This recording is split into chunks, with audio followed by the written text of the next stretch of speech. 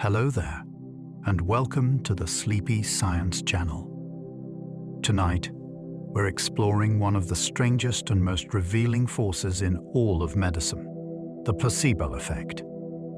It begins with something that seems almost too simple to matter.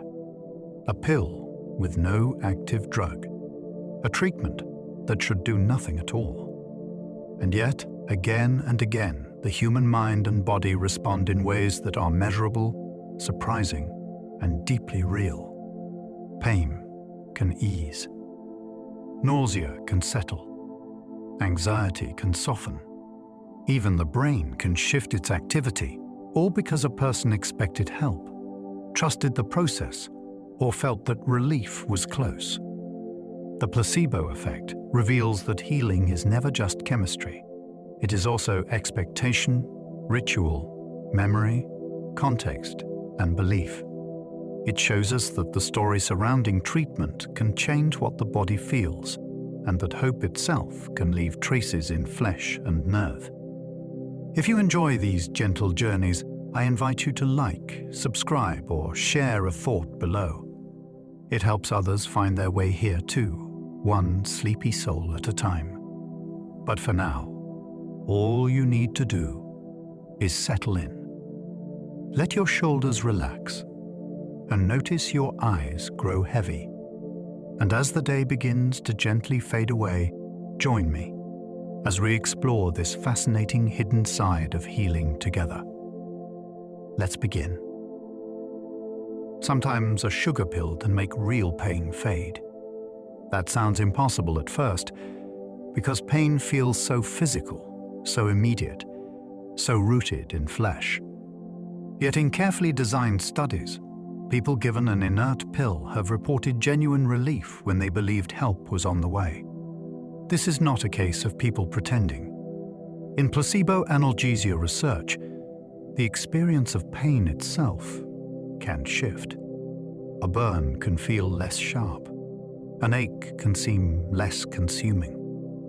What changes is not the injury, but the brain's interpretation of the alarm. That matters because pain is never just a signal from the body. It is also a construction shaped by attention, memory, fear, and expectation. A small tablet with no active drug can become the spark that changes that construction. Suddenly, a person who expected suffering feels a little less trapped inside it, and that alone can feel astonishing. Your brain can release its own pharmacy of chemicals when help feels close. Hidden inside the nervous system is a chemical storehouse that can calm pain without a pill ever delivering a medicinal ingredient. When people anticipate relief, the brain can release substances that act like built-in painkillers. Among the most famous are endogenous opioids, which work on some of the same systems targeted by morphine. Researchers know this is not just a poetic idea because placebo pain relief can be reduced or blocked by naloxone, a drug that interferes with opioid action.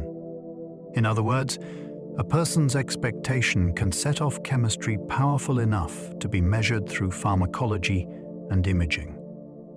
The body is not imagining relief, it is participating in it. That makes the placebo effect feel less like a trick and more like a hidden talent. Beneath fear and discomfort, the brain is waiting with tools of its own, ready to answer hope with biology. The placebo effect can change symptoms, even when nothing active is given. One of the most fascinating things about this phenomenon is its range. It is not limited to one sensation or one kind of complaint. An inactive treatment can influence how people experience pain, nausea, fatigue, anxiety, and other symptoms that depend partly on how the brain interprets what the body is telling it. That does not mean a placebo can erase disease itself. It cannot kill bacteria or shrink a tumor through expectation alone. But symptoms are not small. They are what people live through hour by hour. They are the difference between enduring a day and being defeated by it. In clinical settings, the meaning attached to treatment can change those experiences in ways that are beneficial and measurable. This is why placebo responses matter so much in medical research.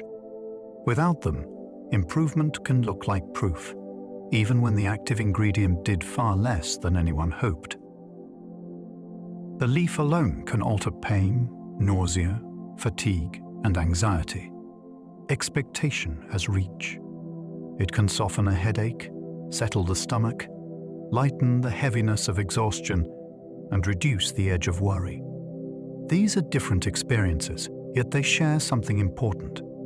Each one is shaped by the brain as it weighs signals from the body against predictions about what is happening next. If a person strongly believes relief is arriving, that prediction can change what rises into awareness. The same uneasy flutter may feel less threatening. The same ache may feel less dominant. Even fatigue can loosen when the body stops bracing for the worst. This is part of what makes the placebo effect so captivating. It reveals that symptoms are not simply delivered to us in finished form. They are interpreted, colored, and sometimes amplified or softened by what we expect. Belief is not all-powerful, but in the right setting, it can reach farther into experience than common sense first suggests. A doctor's confidence can make the same treatment work better. Medicine is never only about molecules. It is also about the human scene in which treatment is delivered, the tone of voice, the steadiness of explanation, the sense that someone competent sees your suffering and knows what to do next. Research on placebo effects has shown that a clinician's style can shape outcomes independently of the treatment itself. The same pill can feel more promising when it arrives with clarity and reassurance. The same procedure can seem more powerful when introduced with calm authority. That is not because patients are gullible. It is because the brain is always collecting cues about danger and safety. A confident doctor can shift the balance. Suddenly, the body is no longer preparing for failure. It is preparing for relief. That change in expectation can alter symptoms in ways that are surprisingly real. Care, in that sense, begins before the treatment touches the body at all. Fake treatments can trigger real changes inside the brain. This is where the subject becomes almost surreal. A sham treatment can leave the body unchanged at the level of chemistry or surgery, yet the brain may still respond as if something meaningful has happened. Imaging studies have shown that placebo interventions can alter activity in networks involved in pain, emotion, and expectation. The brain is not passively watching the drama of treatment from a distance. It is taking part in it. Anticipation can reshape signaling. Brainstem pathways involved in pain control can become more active. Regions linked to reward and prediction can shift their behavior. In some cases, these changes echo patterns seen with active therapies, though not in identical ways. That is why placebos are so scientifically valuable. They reveal that expectation is not floating above the machinery of the brain like a ghost. It moves through circuits, alters processing, and leaves physical traces in living tissue. The body often responds to meaning, not just medicine. A pill is never just a pill. It is also a symbol. It can represent rescue, expertise, safety, modern science, or the beginning of a turning point. The placebo effect shows that the body pays attention to those meanings. An inert capsule taken in a medical setting can matter more than the same object found loose in a drawer, because context changes what it represents. A waiting room, a prescription, a clinician's words, and a familiar routine can all tell the nervous system that help has arrived. That message alone can alter symptoms. This is why the ritual of medicine matters so much. Human beings do not respond only to chemistry. We respond to stories, signals, and patterns that tell us what is happening and what to expect next. In that sense, treatment begins long before absorption and metabolism. It begins when the brain decides what an event means for survival, relief, and hope. Even sham surgery can sometimes bring real relief. Few ideas are more startling than this one. A patient can undergo the full drama of an operation, from the hospital gown to the anesthesia to the incision, and still improve even when the key surgical step was never performed. Sham surgery trials have revealed just how powerful expectation and medical ritual can be, especially for symptoms like pain and function. The operating room is such an intense setting that it tells the brain something major is being done. Recovery then unfolds inside that belief. People may move more freely, hurt less, and feel convinced that change has occurred. This does not mean surgery is fake or unnecessary. It means some procedures must prove they work beyond the effects of theatre, care, and expectation. That is one reason sham-controlled trials matter so much. They force medicine to separate the specific power of the procedure from the astonishing power of belief surrounding it. Bigger pills often feel stronger, even when they are empty. Size carries a strange kind of authority. A larger tablet can seem more serious, more advanced, and more likely to do something important, even when it contains nothing active at all. That reaction is easy to dismiss until you realize how often the brain uses appearance as evidence. We are always guessing what something means before we know what it does. A small pill may feel light, almost casual. A bigger one can feel weightier, as if more space must mean more power. Once that impression settles in, the body may begin responding to the expectation itself. Symptoms can feel more ready to shift. Relief can seem more believable. What is remarkable here is not that people are fooled. It is that the nervous system is so deeply tuned to signs of significance. In placebo science, physical scale becomes psychological force, and that force can quietly change what a person feels next. Two pills can seem more powerful than one identical pill. There is something persuasive about quantity. One pill can seem modest, almost tentative. Two can feel like a full treatment, as though doubling the ritual somehow doubles the promise. In placebo studies, that simple difference has mattered.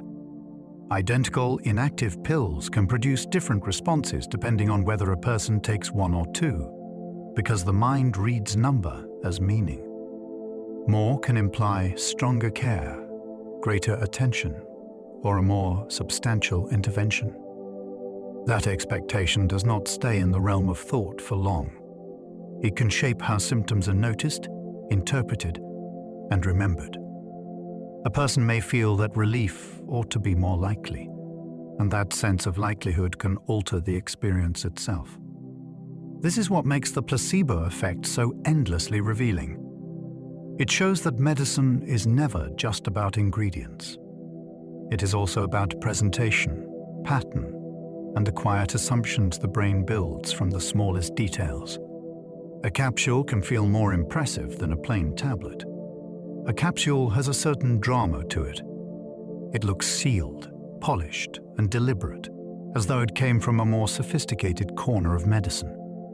A plain tablet can seem ordinary by comparison, almost familiar enough to disappear into the background. That contrast matters because the brain is constantly judging the seriousness of what it sees.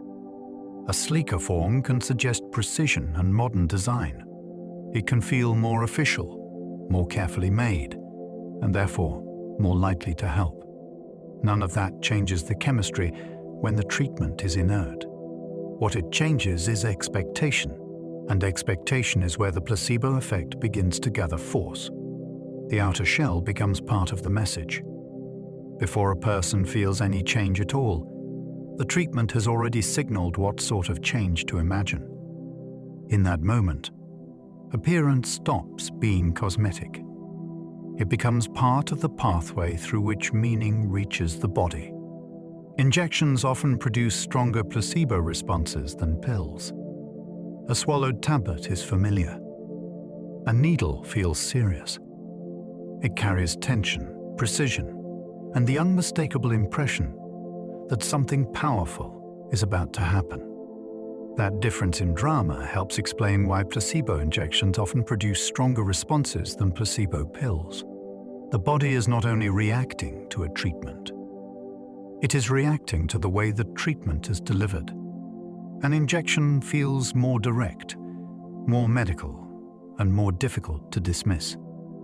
It can seem closer to real intervention, even when nothing active is entering the body. Once that expectation takes hold, symptoms may begin to shift more strongly. The ritual itself has become more intense, and the brain responds to intensity. This is one of the great themes of placebo science. The more elaborate the performance of care, the more persuasive it can become. A needle can therefore do more than pierce the skin. It can deepen belief, and belief can deepen response. Branded treatments can seem more effective than unbranded ones. A name can carry its own medicine. The branded treatment often arrives wrapped in signals of investment, reputation, and trust. It looks established. It feels as though someone spent years refining it, testing it, and presenting it with confidence. An unbranded version may contain the very same substance, or in placebo studies no active substance at all, yet the branded one can still seem more effective. That is because people do not meet treatments as pure chemistry. They meet them as stories about quality and authority. A familiar label can make improvement feel more plausible before anything has actually changed. Once the brain accepts that promise, symptoms may feel more ready to yield. What is so striking here is how quickly symbolism becomes biology. A logo, a polished package, and a confident name can shape the entire emotional atmosphere of treatment. In placebo science, branding becomes a modern form of therapeutic suggestion. Expensive treatments can feel stronger than cheaper-looking ones. Price can whisper a powerful message. We are used to assuming that costly things are better made, more effective, and somehow more real. That instinct can follow us straight into medicine. In placebo research, people have sometimes responded more strongly to an inactive treatment when they believed it was expensive. The chemistry had not changed. The perceived value had. That makes this effect strangely revealing. A higher price tag can make a treatment feel premium, advanced, and worth taking seriously. Once the brain embraces that idea, relief can seem more plausible and improvement easier to notice. It is not the cost itself that changes the body. It is the expectation attached to cost. That expectation can become part of the experience of treatment. Placebo science shows that even money leaves fingerprints on the mind. A number on a label can alter belief, and belief can alter what pain, fatigue, or discomfort feels like. Placebos reveal that expectation is a powerful biological force. Expectation can sound soft, almost philosophical, until science shows what it can actually do.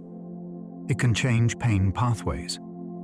It can influence neurotransmitters. It can alter what the brain predicts, and those predictions can reshape what the body feels. This is one of the deepest lessons of placebo research. The future we anticipate does not stay in the realm of thought. It presses down into biology. When the brain expects danger, symptoms can intensify. When it expects relief, the nervous system can shift toward control, reward, and regulation. The body listens to forecasts. That does not mean expectation rules everything. Biology still has limits, and disease remains real whether we believe in it or not. But it does mean prediction is part of physiology. The brain is constantly preparing the body for what it thinks comes next. Placebos make that hidden preparation visible, and once you see it, medicine never looks quite the same again. You can feel better because your brain expected to feel better. That may be the simplest sentence in placebo science, and also the most profound. Before any active ingredient arrives, the brain is already building a model of what is likely to happen next. If that model includes relief, the experience of symptoms can begin to change. A person may notice less pain, less dread, less discomfort, not because the illness vanished, but because the brain stopped amplifying every signal as a threat. This predictive side of human experience is easy to miss in daily life. We assume we feel first and interpret later. Very often the opposite is also true. The brain predicts first, then helps shape what feeling becomes. That is why expectation can be so potent. It reaches forward into the next moment and prepares the body accordingly. In the placebo effect, that preparation can become a source of comfort, proving that hope sometimes has a physiology of its own. The color of a pill can influence what people expect it to do. Long before any treatment reaches the stomach, the brain has already started making predictions. A pill does not arrive as a blank object. It arrives with a look, a mood, and a suggestion.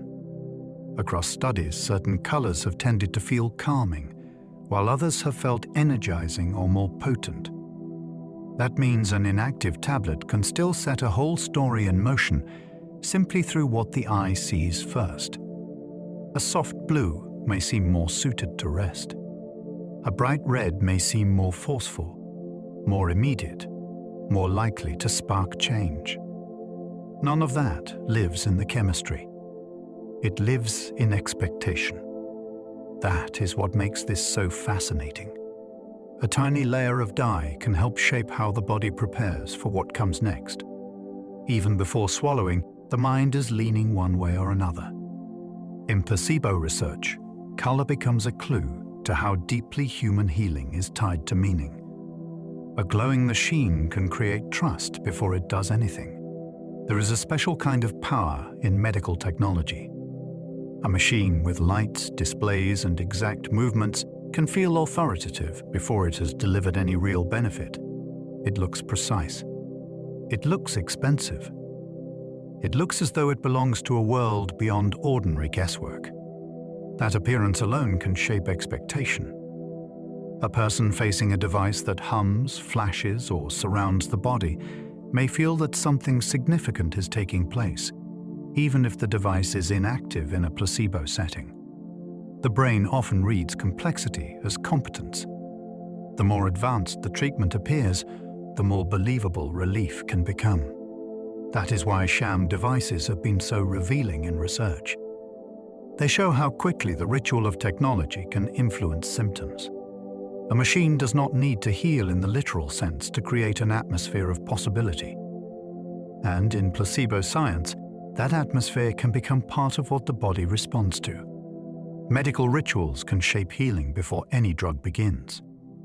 Healing often starts before the treatment itself. It begins with the waiting room, the examination, the questions asked in an orderly way, the clinician who listens and then explains what will happen next. These steps may seem like mere preparation, yet they can carry tremendous force. Human beings respond deeply to ritual, especially when ritual signals safety, structure, and attention. The clinical routine tells the brain that the situation is being handled. It replaces uncertainty with sequence. That matters because symptoms often feel worse when they unfold in confusion or fear. The ritual of care creates the opposite feeling. It suggests that change is possible and that the path toward it has already begun. In placebo science, this matters enormously. A person can start feeling different before any active ingredient reaches the bloodstream, simply because the whole ceremony of treatment has altered what the nervous system expects. Order itself can become therapeutic. White coats and careful words can amplify expectations. A white coat is more than clothing. It carries the weight of training, authority, and a long cultural history of expertise. Careful words do something similar. They shape the emotional climate of treatment before anything else happens. A calm explanation can reduce fear. A confident tone can make improvement feel possible. In the placebo effect, those signals matter because the brain is always asking whether it is entering danger or safety. A trusted appearance and a reassuring voice can tip that answer towards safety. Once that happens, the body may stop bracing so hard. Symptoms can feel less overwhelming. Relief can feel closer. This is not about performance in a shallow sense. It is about the way human beings respond to signs of competence and care. In a medical setting, fabric and language become part of the treatment environment. And that environment can quietly shape the biology of expectation in ways that are surprisingly powerful. The placebo effect is especially powerful in the treatment of pain. Pain is one of the clearest places to see the placebo effect at work, because pain is never just a raw signal. It is an experience assembled by the brain from sensation, attention, memory, emotion, and prediction. That makes it especially responsive to expectation. If the mind believes relief is coming, pain can lose some of its sharpness, its urgency, or its emotional grip. The signal from the body may still be present, yet the suffering can change. That is what makes pain such a fascinating subject in placebo science. It reveals that the nervous system is not simply reporting damage like a machine reading a gauge. It is interpreting what matters, how dangerous it feels, and what might happen next. In that interpretive space, expectation can do real work. Few areas of medicine show the meeting of mind and body more vividly. Pain becomes a window into how belief can become experience. The brain can dampen pain by releasing its own opioids. Hidden inside the nervous system is a powerful pain control system that does not wait for a pharmacy. Under the right conditions, the brain can release its own opioid chemicals, which act on some of the same pathways targeted by major pain medicines. That is one reason placebo analgesia is so astonishing. When a person expects relief, the brain may answer that expectation with chemistry from within. This is not a vague metaphor. It is a biological event. The body begins participating in its own pain control because the mind has judged that help is near. That changes the whole picture of what a placebo can be. It is not merely an illusion layered on top of discomfort. It can involve real neurochemical action unfolding beneath awareness. The idea is almost breathtaking. A person can swallow an inert pill, believe relief is coming, and then have the brain begin releasing substances that genuinely soften the pain experience from the inside. Expecting relief can switch on real pain control circuits. The promise of relief can start a chain reaction in the brain before any medicine has had time to act. That reaction moves through actual neural circuits involved in regulating pain. Instead of passively receiving discomfort, the brain begins adjusting how strongly painful signals will matter. Attention shifts. Threat softens. Control systems become more engaged. The result can be a genuine reduction in what pain feels like. What makes this so compelling is that expectation stops sounding abstract once you see it this way. It becomes part of the machinery. A thought about the future turns into activity and living tissue. The brain begins preparing for a safer outcome, and that preparation changes the present. Placebo research keeps revealing the same remarkable truth. Predictions are not idle mental decorations. They are instructions the nervous system takes seriously. In the case of pain, those instructions can travel through real control pathways and make suffering less intense. A placebo can change how much pain hurts, not just what people say. It is tempting to imagine that placebo effects live only in language, as if people simply report feeling better because they want to be agreeable or hopeful. Pain research tells a more interesting story. The experience itself can shift. A painful stimulus may feel less intense. A person may tolerate it longer. the body may react differently to it. What changes is not merely the description, but the way the nervous system processes the event.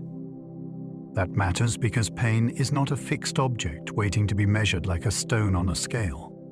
It is a lived experience shaped by context and expectation at every stage. When placebo responses occur, they can alter that experience in a meaningful way. This makes pain one of the most powerful demonstrations of the mind's role in medicine. The suffering is not fabricated, it is transformed. And that transformation shows how flexible the boundary between sensation and interpretation can be. Pain relief from placebos can be blocked by opioid antagonists. One of the most elegant discoveries in placebo science came from a simple question. If placebo pain relief is real, can it be interrupted by blocking the body's opioid system? The answer turned out to be yes. In important experiments, researchers gave people an opioid antagonist, a drug that interferes with opioid activity, and some of the placebo-based pain relief disappeared. That finding was extraordinary because it showed that expectation had been working through genuine biological pathways. The body was not simply pretending to feel better. It was engaging its own pain regulation chemistry, and when that chemistry was blocked, the effect weakened. Few results have done more to change how scientists think about the placebo effect. Suddenly, the phenomenon looked less like suggestion and more like mechanism. Psychology and pharmacology met in a single experiment. Hope had reached down into the body, and the body had responded in a way that could be interrupted, measured, and understood. Some placebo pain relief begins before the treatment even starts. The body can begin changing in anticipation. That is one of the strangest and most fascinating features of placebo analgesia. The person may start moving toward relief before the inert pill is swallowed, before the sham cream is applied, or before the procedure officially begins. The expectation itself can start altering the nervous system early. A clinician's words, the sight of instruments being prepared, or the familiar pattern of a treatment routine can all signal that help is about to arrive. Once that happens, the brain begins preparing for a different future, and that preparation can soften pain in the present. This shows that placebo responses are not simply reactions after the fact. They can be forecasts made by the body. The mind sees the next moment coming and starts arranging sensation around it. Relief, in that sense, does not always wait politely for treatment. Sometimes it starts entering the room before treatment does. Watching others improve can make your own symptoms ease. Human beings learn from each other with extraordinary speed. We copy expressions, absorb moods, and read signs of danger or safety from the people around us.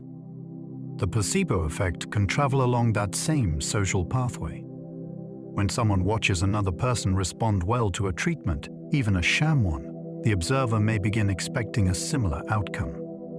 That expectation can shape the body's response in turn.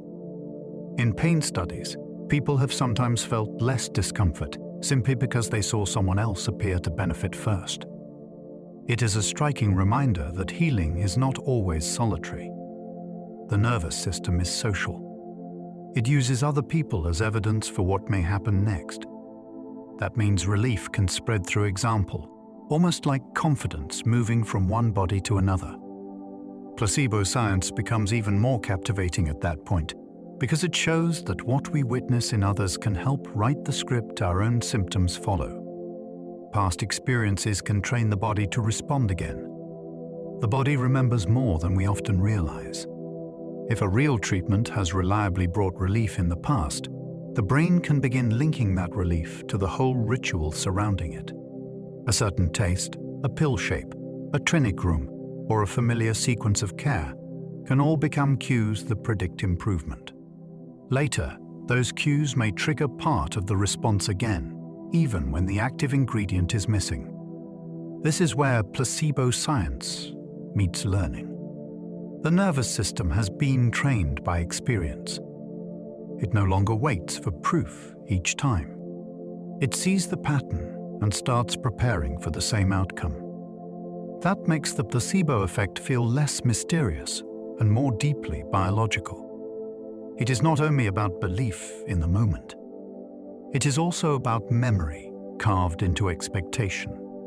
The body has learned what healing looks like, sounds like, and feels like, then begins responding when those signs return. Relief can grow stronger when treatment follows a trusted pattern. A predictable routine can become a source of power in its own right. When treatment follows a trusted pattern, the mind begins to settle into it. The same time of day, the same steps, the same setting, and the same reassuring sequence can all make relief feel more likely. That matters because the brain is constantly looking for signals that the world is understandable and safe. Consistency provides those signals. It replaces uncertainty with familiarity, and familiarity can strengthen expectation. Over time, the pattern itself can begin to carry therapeutic force. A person may feel change beginning sooner, simply because the ritual has become reliable. What is so intriguing about this is that routine can start acting like part of the treatment rather than merely the container around it. In placebo science, trust is not always built from grand gestures. Sometimes it grows from repetition, from the steady feeling that this is the way help arrives. The brain sometimes learns healing cues like a conditioned reflex. There is something almost uncanny about this. A healing cue can become so familiar, but the body starts responding to it automatically, as if relief has become a reflex.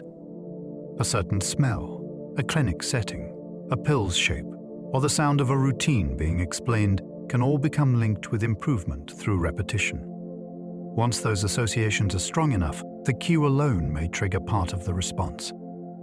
That is classical conditioning brought into medicine. What begins as a conscious treatment experience can become a deeply learned pattern inside the nervous system. The body no longer needs a full argument each time. It recognizes the signal and starts moving in the expected direction. This helps explain why placebo effects can become surprisingly robust when they are paired with repeated past success. The brain has learned the language of healing cues, and sometimes it answers that language as quickly as it answers any well-trained reflex. Placebos can still work even when patients know the truth. For a long time, the placebo effect seemed to depend on a little bit of theatre. Surely it only worked if the patient believed the pill contained real medicine. Then studies began to overturn that assumption. People were openly told that they were receiving a placebo, and some still improved. That finding is astonishing because it suggests the body can respond to the act of treatment even when the mind knows the capsule is inert. The explanation itself becomes part of the experience. Patients are told that the body sometimes responds to ritual, expectation, and the treatment setting. They swallow the pill with that idea in mind, and symptoms can still begin to ease. It feels almost paradoxical. The conscious mind knows the truth, yet the deeper systems involved in expectation and symptom processing may still lean toward relief. Placebo science becomes far stranger at that point, and far more interesting. Open-label placebos challenge the idea that deception is required. The old image of placebo medicine involves trickery, a doctor hiding the truth, and a patient improving because of a false belief. Open-label placebos disrupt that whole picture. In these studies, nothing is hidden. The patient is told directly that the pill contains no active drug. Then comes the remarkable part. Some people still report less pain, less fatigue, or less distress. That means deception may not be the essential ingredient after all. What may matter more is the therapeutic frame around the treatment, the explanation, the regular ritual, and the invitation to let the body respond. This creates a fascinating new possibility for medicine. Relief might be encouraged honestly, without pretending that chemistry is present when it is not. That changes the ethics of the whole subject. The placebo effect stops looking like a party trick and starts looking like a deeper feature of how human beings respond to care. Knowing a pill is inert does not always cancel its power. At first, that sounds absurd. If someone knows a pill contains nothing active, why would the body respond at all? Yet that question cuts straight to one of the most surprising findings in placebo research. Awareness does not always shut the effect down. In some cases, the act of taking the pill still creates a response, as though the ritual itself keeps speaking to the nervous system even after the secret is out. That may be because the body is not ruled by conscious logic alone. Habits, expectations, prior experiences, and the medical setting can still shape what symptoms feel like. A person can understand that a capsule is inert and still carry a quiet sense that the treatment process may help. Once that possibility opens, the body may begin changing in response. The result feels almost contradictory, but human biology often does. Knowledge and response do not always march in perfect step. Honesty and ritual can sometimes work together in medicine.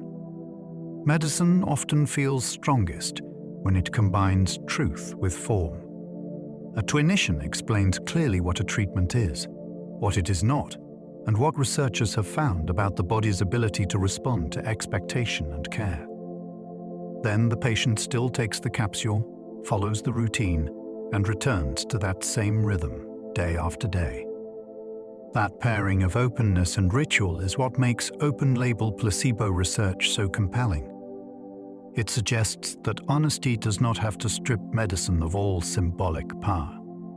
In fact, the ritual may work better because it is no longer burdened by deception. The patient is invited into the process rather than misled by it. That can build trust, and trust has enormous influence over the treatment experience. The remarkable part is that the body may still respond to the sequence itself, to the regular act of being cared for, even when no one is pretending the pill contains medicine. Some patients improve after being told they are taking a placebo. This is one of those findings that seems to resist common sense. Imagine a patient being handed a bottle clearly labeled placebo, then being told that the capsules contain no active medicinal ingredient. Most people would expect the story to end there. Yet for some patients, that is where improvement begins. Symptoms may ease. Discomfort may become less dominant. Distress may loosen its grip. What makes this so fascinating is that it reveals a gap between what we think should happen and what the body sometimes does. The improvement does not mean disease has been cured by emptiness. It means the treatment context still matters. A person may respond to the act of care, to the expectation that the body can sometimes help itself, and to the repeated ritual of taking something in a medical frame.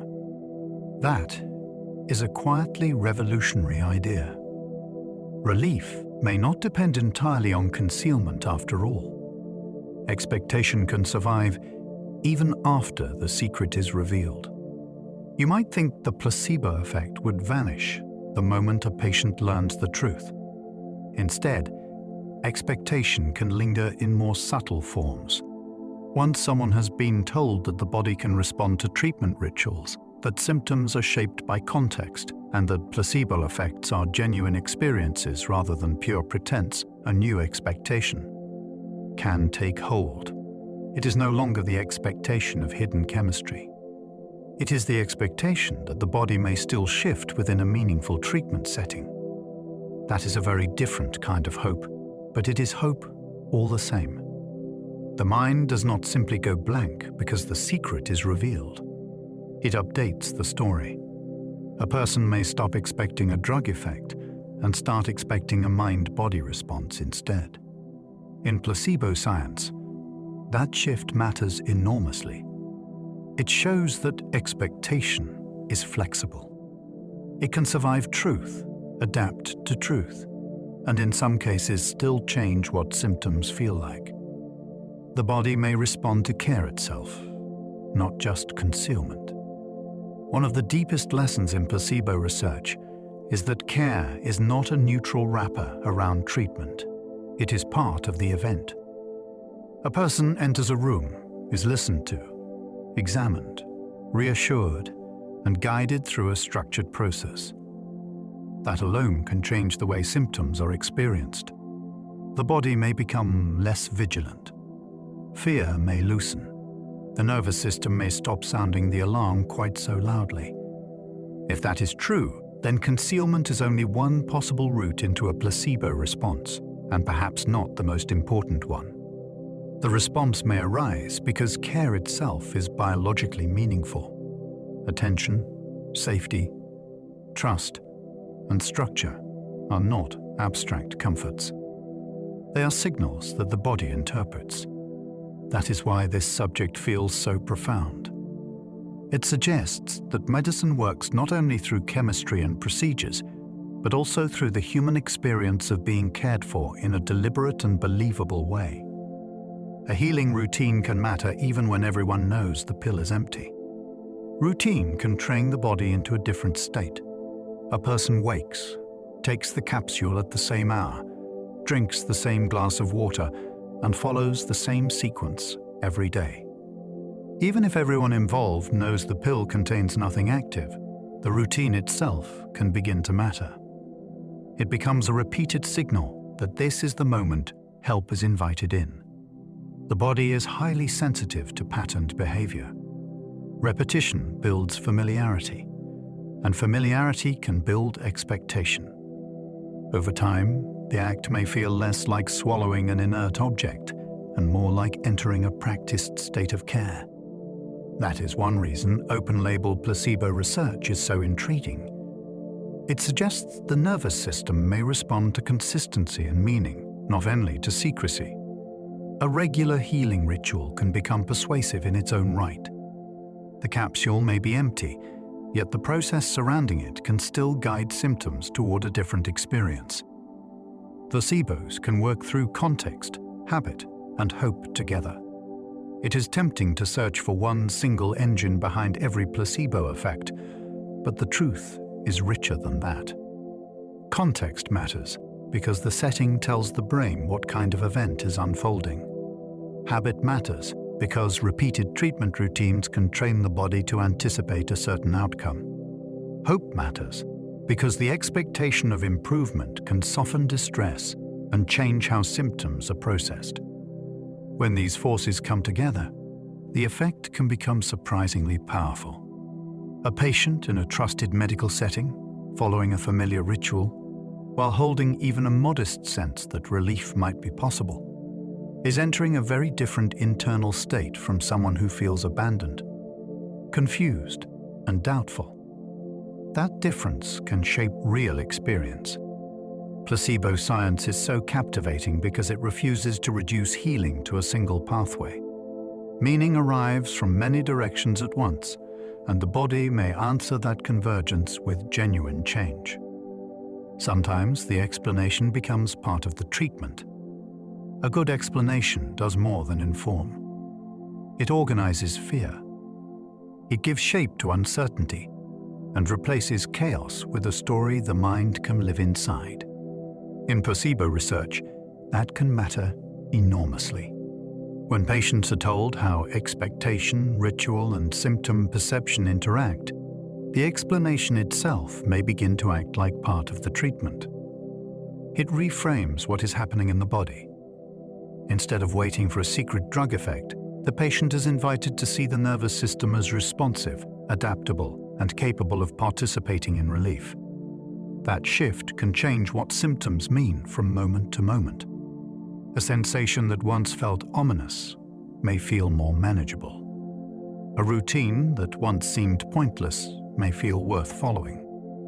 In this way, language becomes active. Words do not merely describe the treatment. They help create the conditions in which the treatment is experienced.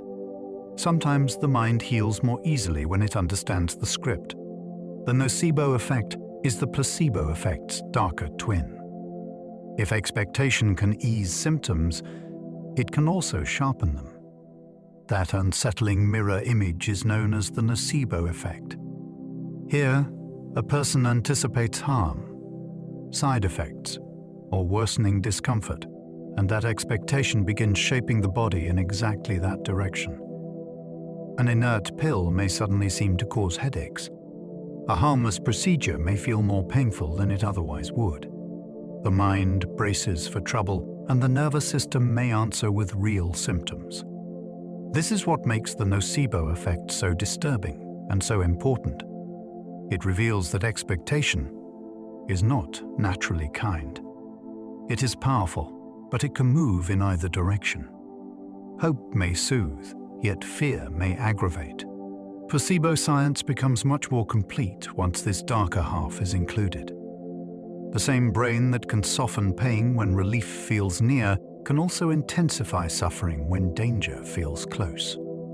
Prediction is a biological force, whether it comforts or harms. Expecting side effects can make harmless things feel unpleasant. The body pays close attention to warnings.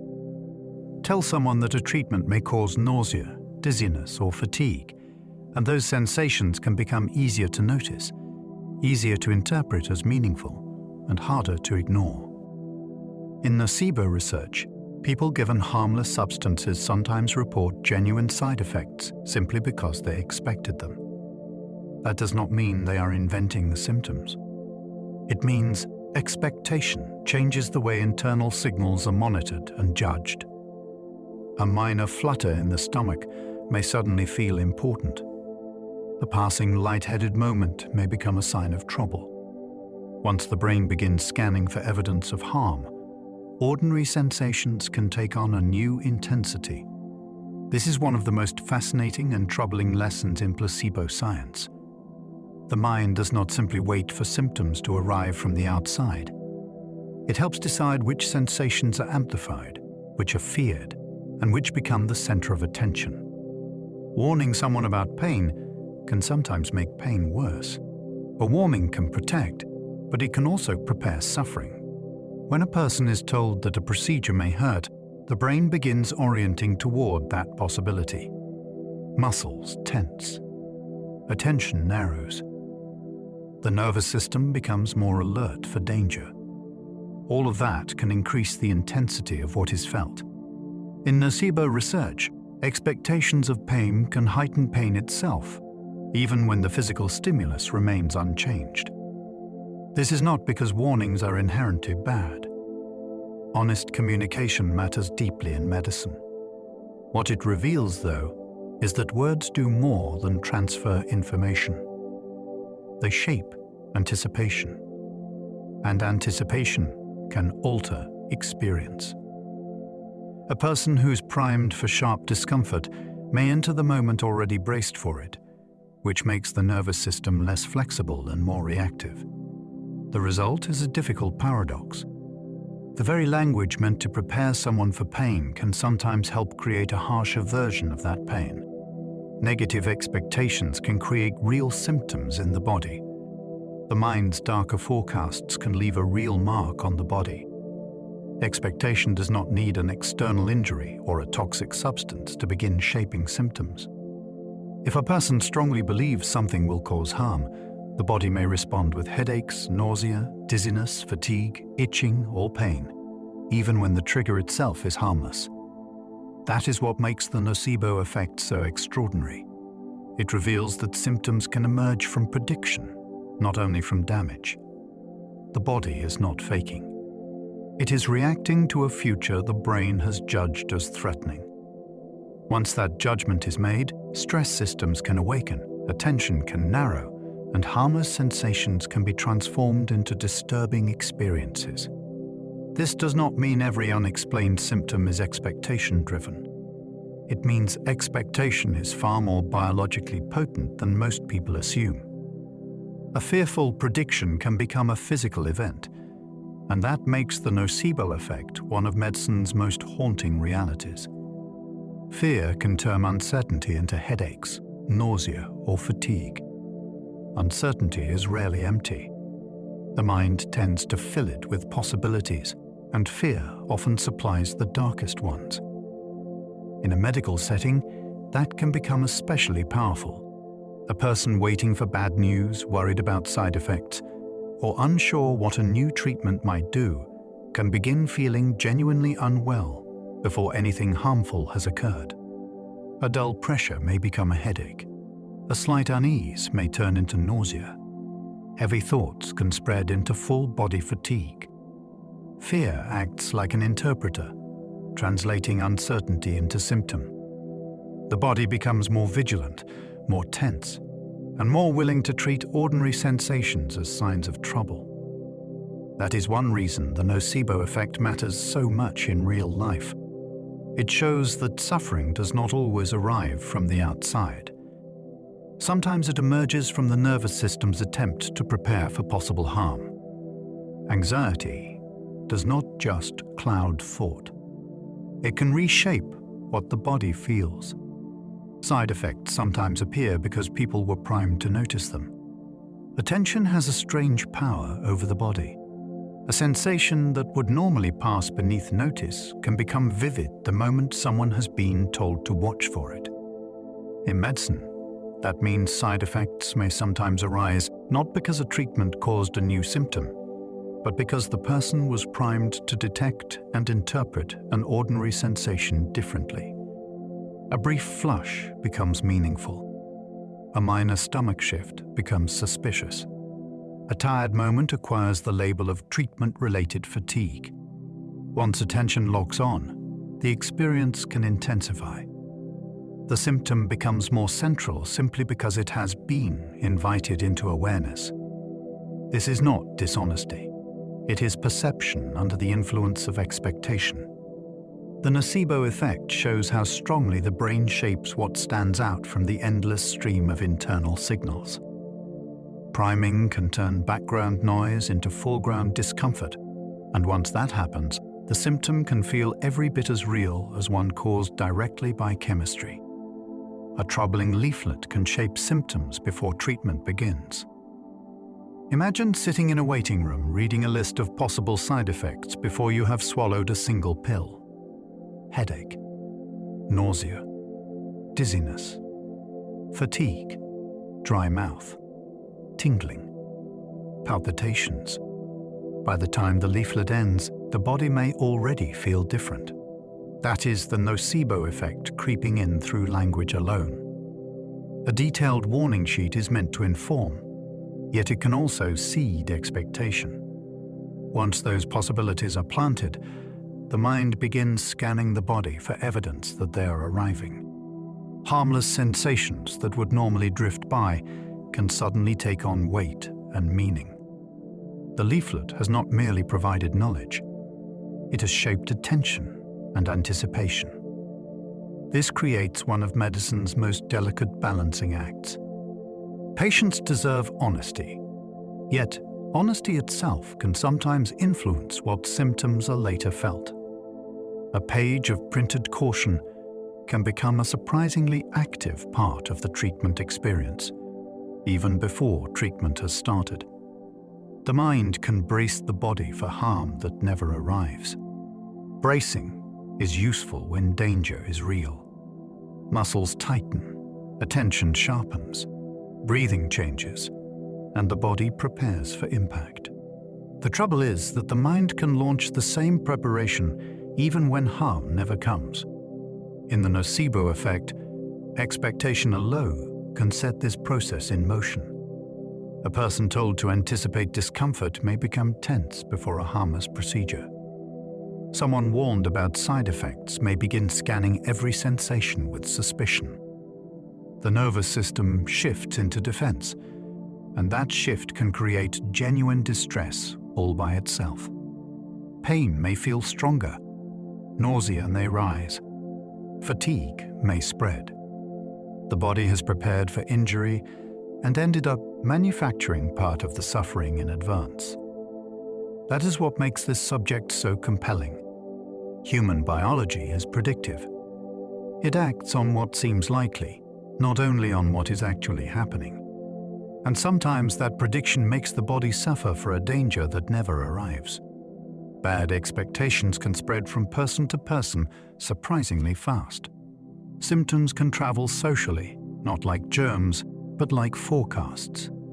If one person in a group begins describing alarming side effects, fear can move quickly through the others. Suddenly, everyone starts monitoring their own body more closely. Normal sensations gain new meaning.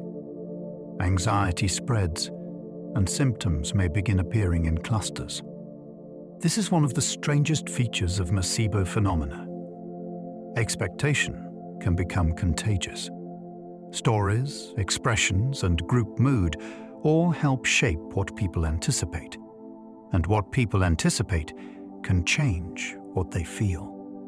In medical settings, families, online communities, and waiting rooms can all become channels for this effect. A single worried account can alter the treatment experience of many others who hear it. That makes nocebo science deeply social as well as biological. We do not form expectations in isolation. We borrow them from each other, and once they take hold, the body may begin following the script. A single alarming story can influence how a treatment feels.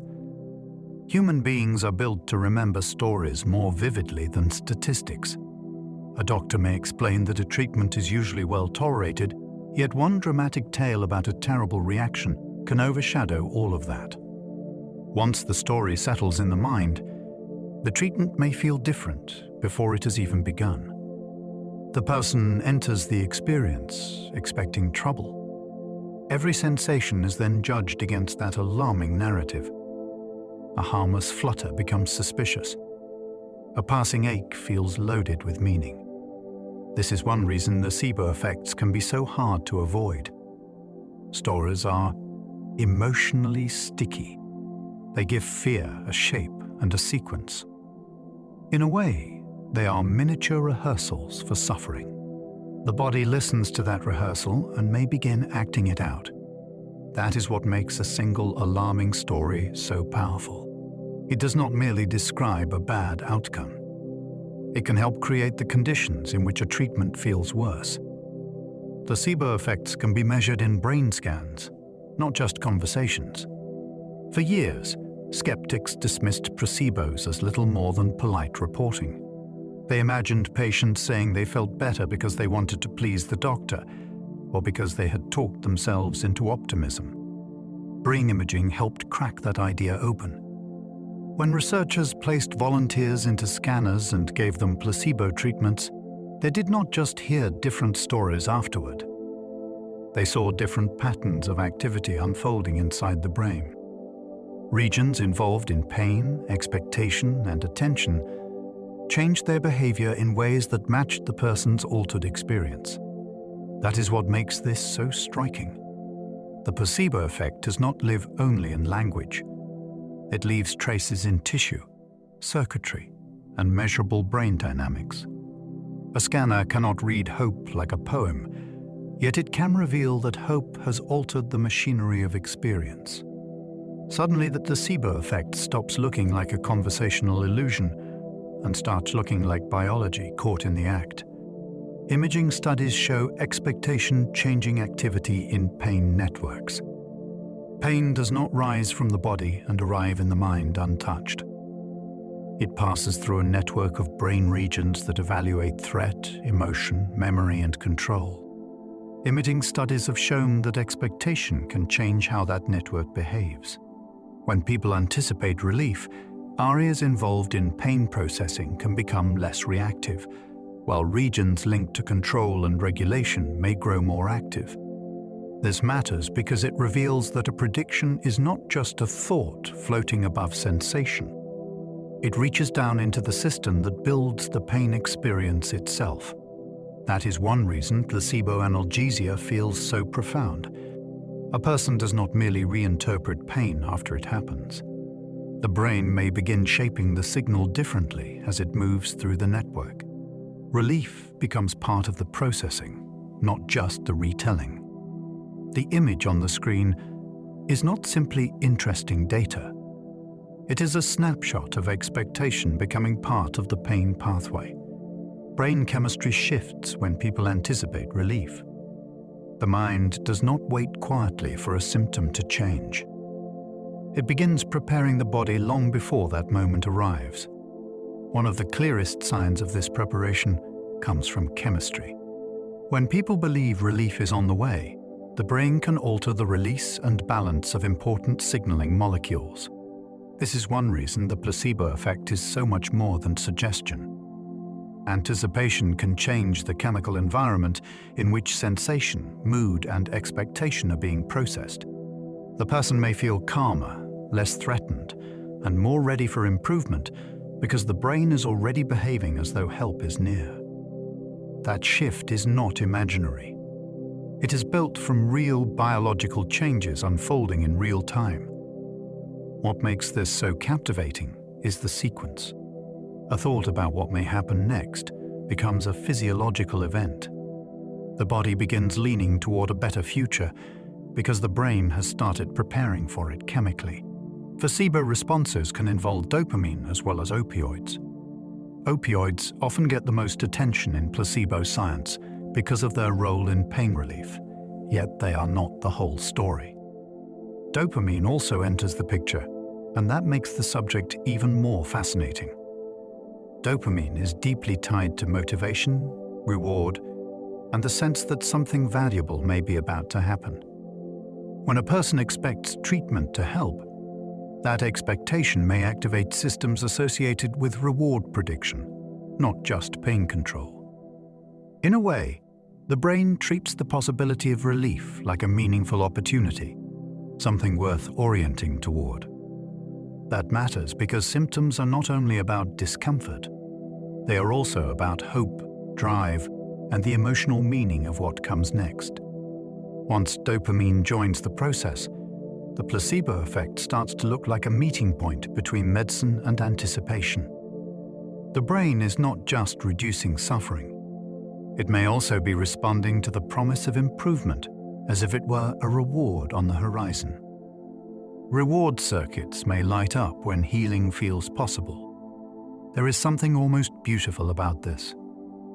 The brain can respond to the possibility of healing the way it responds to the possibility of reward. When a treatment seems promising, circuits involved in anticipation, motivation, and positive expectation may become more active.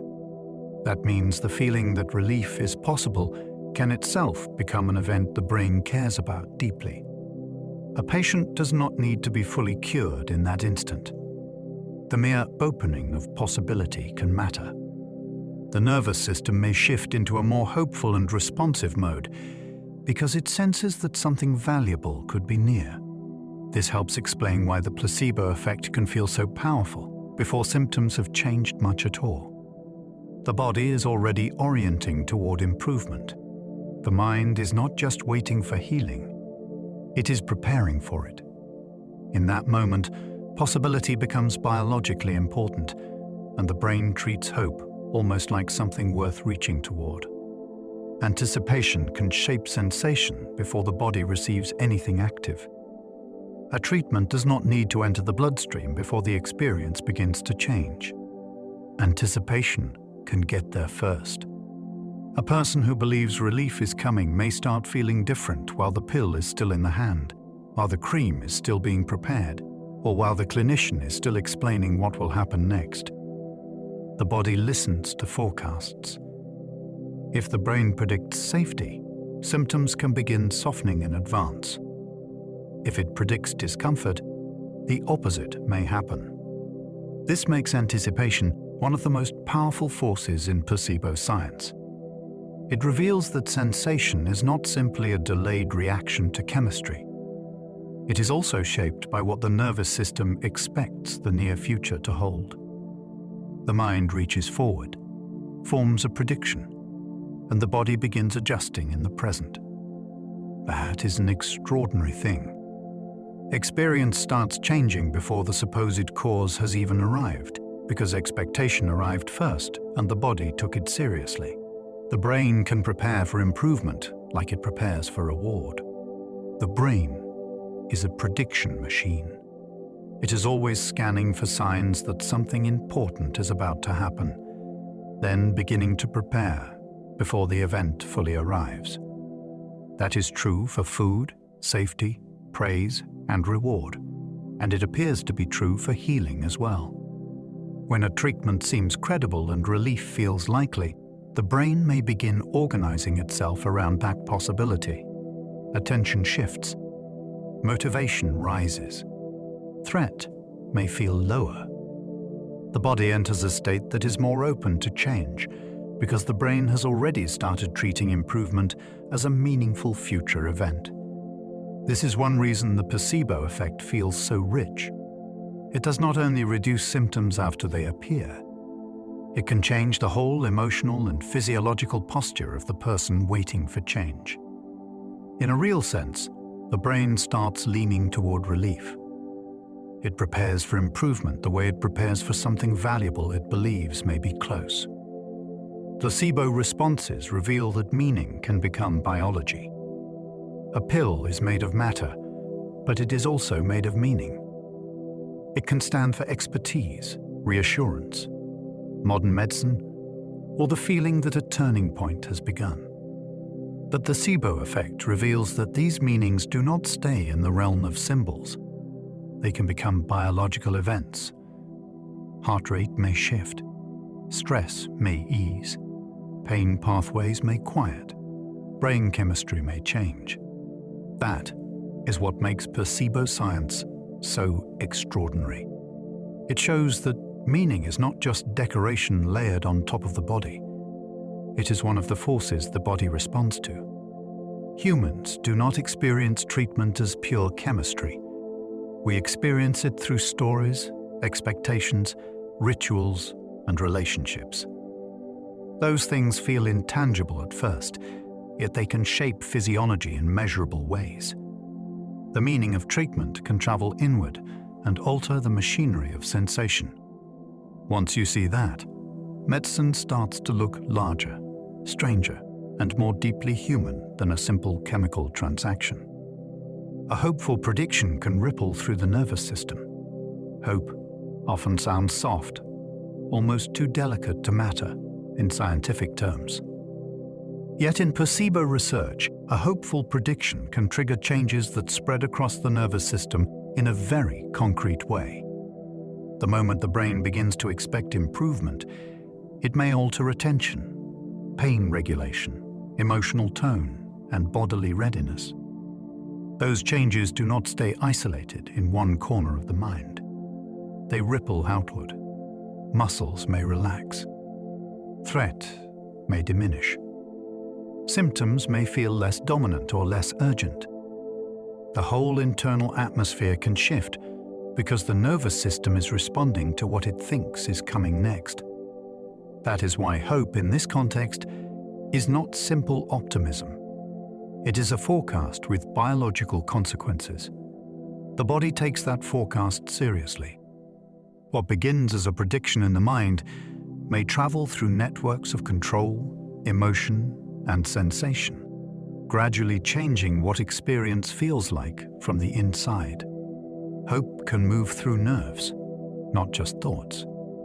Relief often begins in the brain before it reaches the symptom.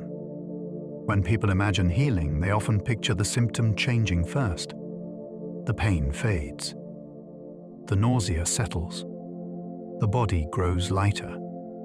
Placebo science suggests the sequence may begin somewhere earlier and less visible. Relief often starts in the brain, in the form of prediction, attention, and altered processing, before the person notices a shift in the symptom itself. The mind creates a new expectation, and the nervous system begins adjusting around that expectation. Only then does the symptom feel different to the person living through it. This is a subtle but powerful idea. It means the path to relief may begin in interpretation before it appears in sensation. The body does not always wait for symptoms to change on their own. The brain may change how those symptoms are built and experienced from the start. In that sense, relief often begins upstream, in the systems that shape perception, long before it arrives in conscious awareness as improvement. Sham surgery has sometimes worked almost as well as the real thing. Few discoveries in placebo science are as startling as this one. In some clinical trials, patients underwent sham surgeries that mimicked the ritual of a real operation, yet omitted the key therapeutic step, and still improved nearly as much as patients who received the full procedure. That finding is extraordinary because surgery feels like the most concrete kind of medicine imaginable. There are scalpels, anesthesia, recovery rooms, and stitches. It seems impossible that ritual could rival mechanism in such a setting, yet sometimes it has come surprisingly close. This does not mean surgery is fake. It means some symptoms are powerfully shaped by expectation, context, and the deep significance patients attach to an operation. The body may begin recovering within that story, even when the crucial physical correction was never made. Sham surgery trials force medicine to ask uncomfortable and fascinating questions about where healing truly comes from and how much of treatment lives in belief. An operation ceremony can influence recovery in surprising ways. Surgery is never just a technical act. It is also one of the most elaborate rituals in medicine. The fasting, the hospital gown, the consent forms, the bright lights, the wheeled bed, the masked staff, the anesthetic countdown, all of it builds the sense that something decisive is happening. That ceremony can matter more than it seems. A patient may wake from the experience feeling that a major problem has been addressed, and that feeling can shape recovery in powerful ways. Pain may feel more manageable. Movement may become easier. Confidence may rise. The body responds not only to what was done, but to what the whole event meant. That is one reason placebo procedures had been so revealing. They show that the drama and seriousness of an operation can become part of the healing process. The ceremony tells the brain that change has occurred, and the nervous system may begin acting in accordance with that story.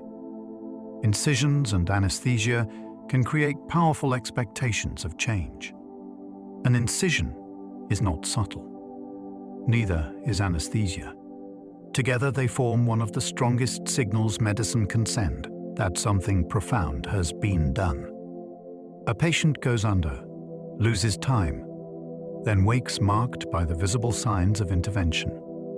Even before recovery fully begins, the whole experience announces that the body has crossed a threshold.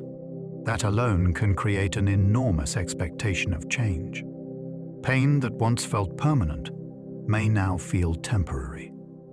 Symptoms may seem newly negotiable. The person may believe, with total sincerity, that healing has begun because the ordeal itself was so decisive. This is what makes sham surgical research so remarkable. Even when the therapeutic core is absent, the incision and anesthesia can still carry enormous symbolic force. The body does not ignore that force. It responds to the meaning of the event as well as the mechanics.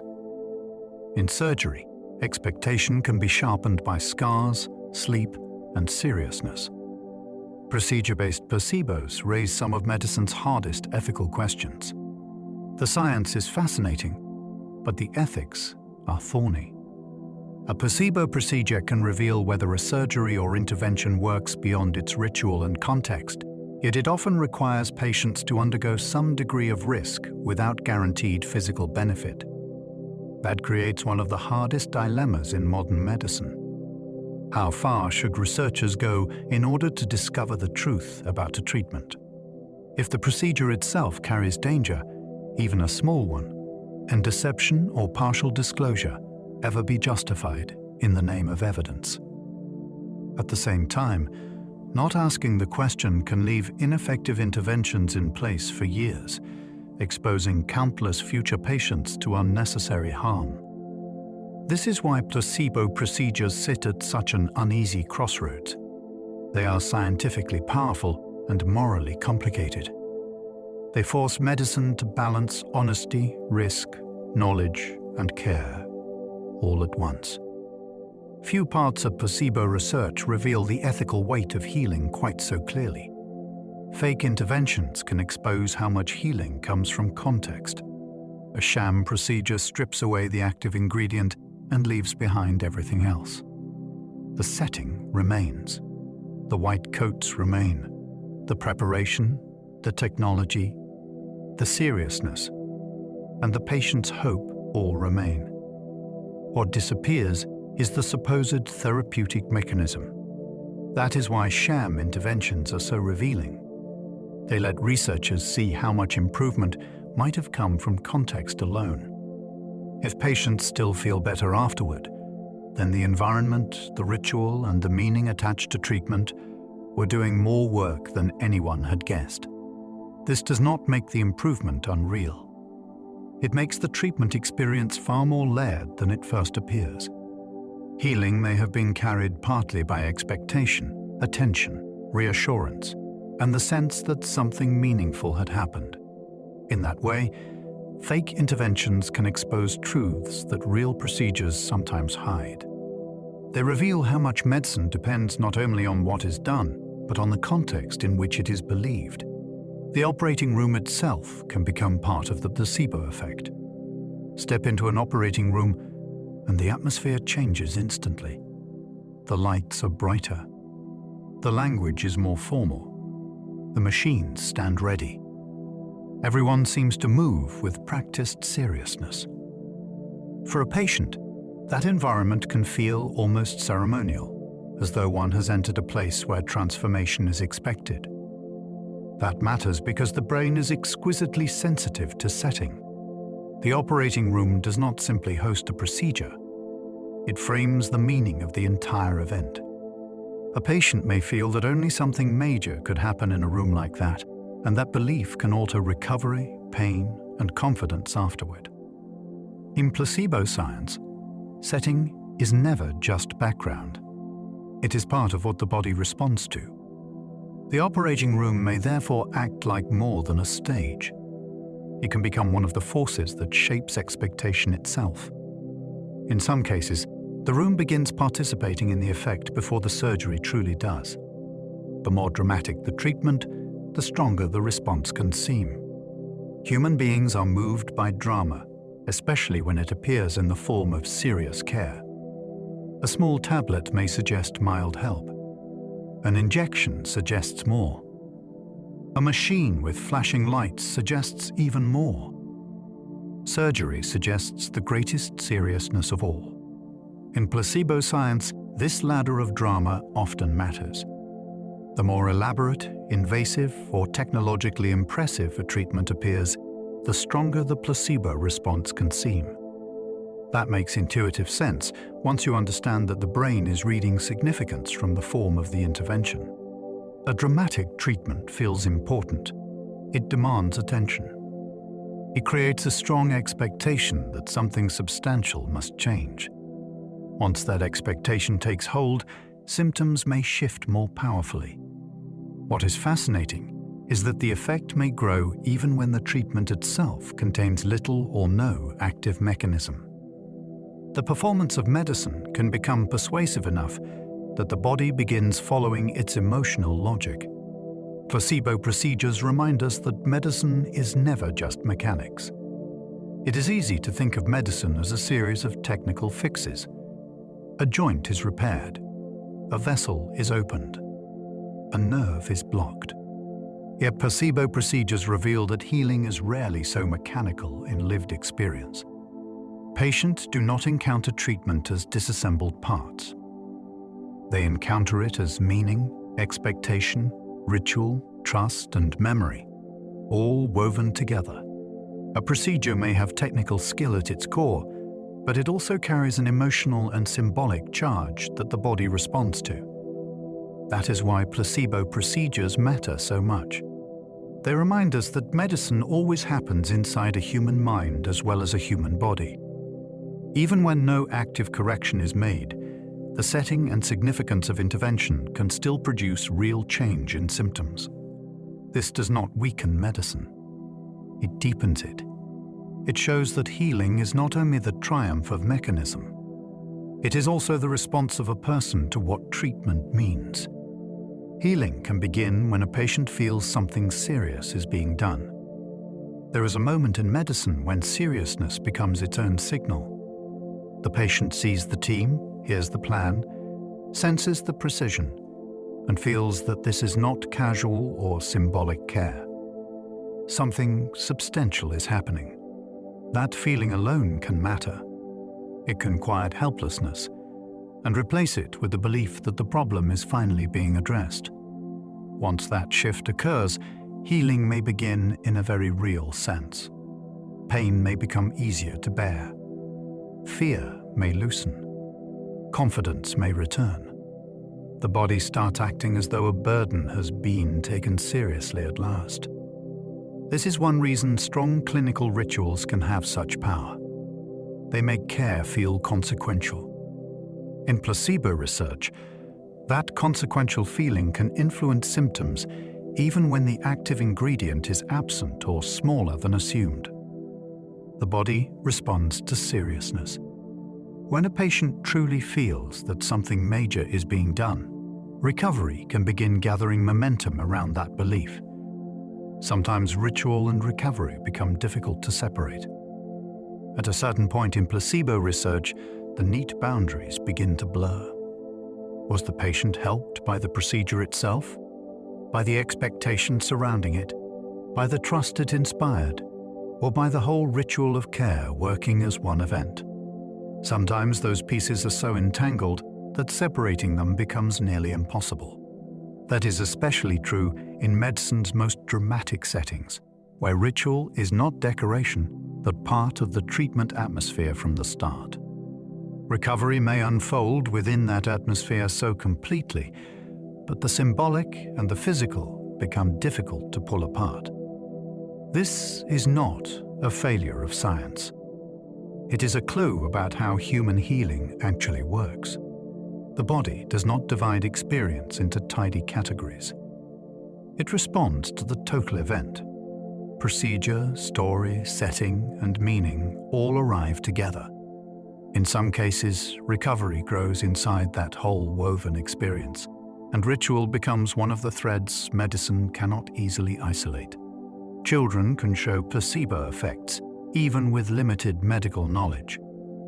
A child does not need a lecture on pharmacology to respond to treatment. The brain learns much earlier than that. It learns from tone of voice, the confidence of adults, familiar rituals, and the feeling that help has arrived.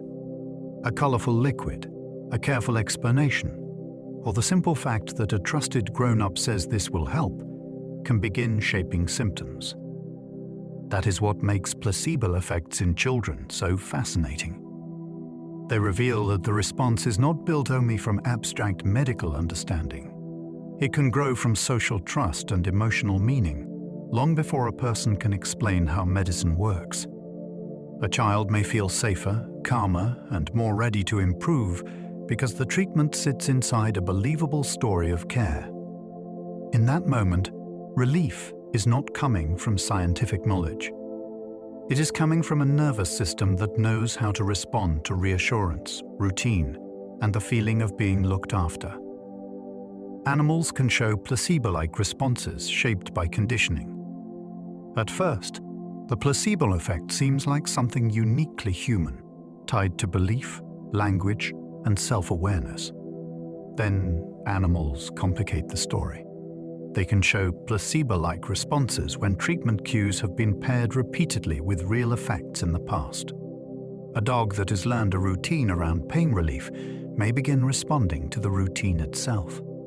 A laboratory animal can show changes in behavior or physiology after conditioning has linked a signal with treatment. That is extraordinary, because it suggests part of the placebo effect runs deeper than human storytelling. The nervous system can learn patterns and answer them automatically.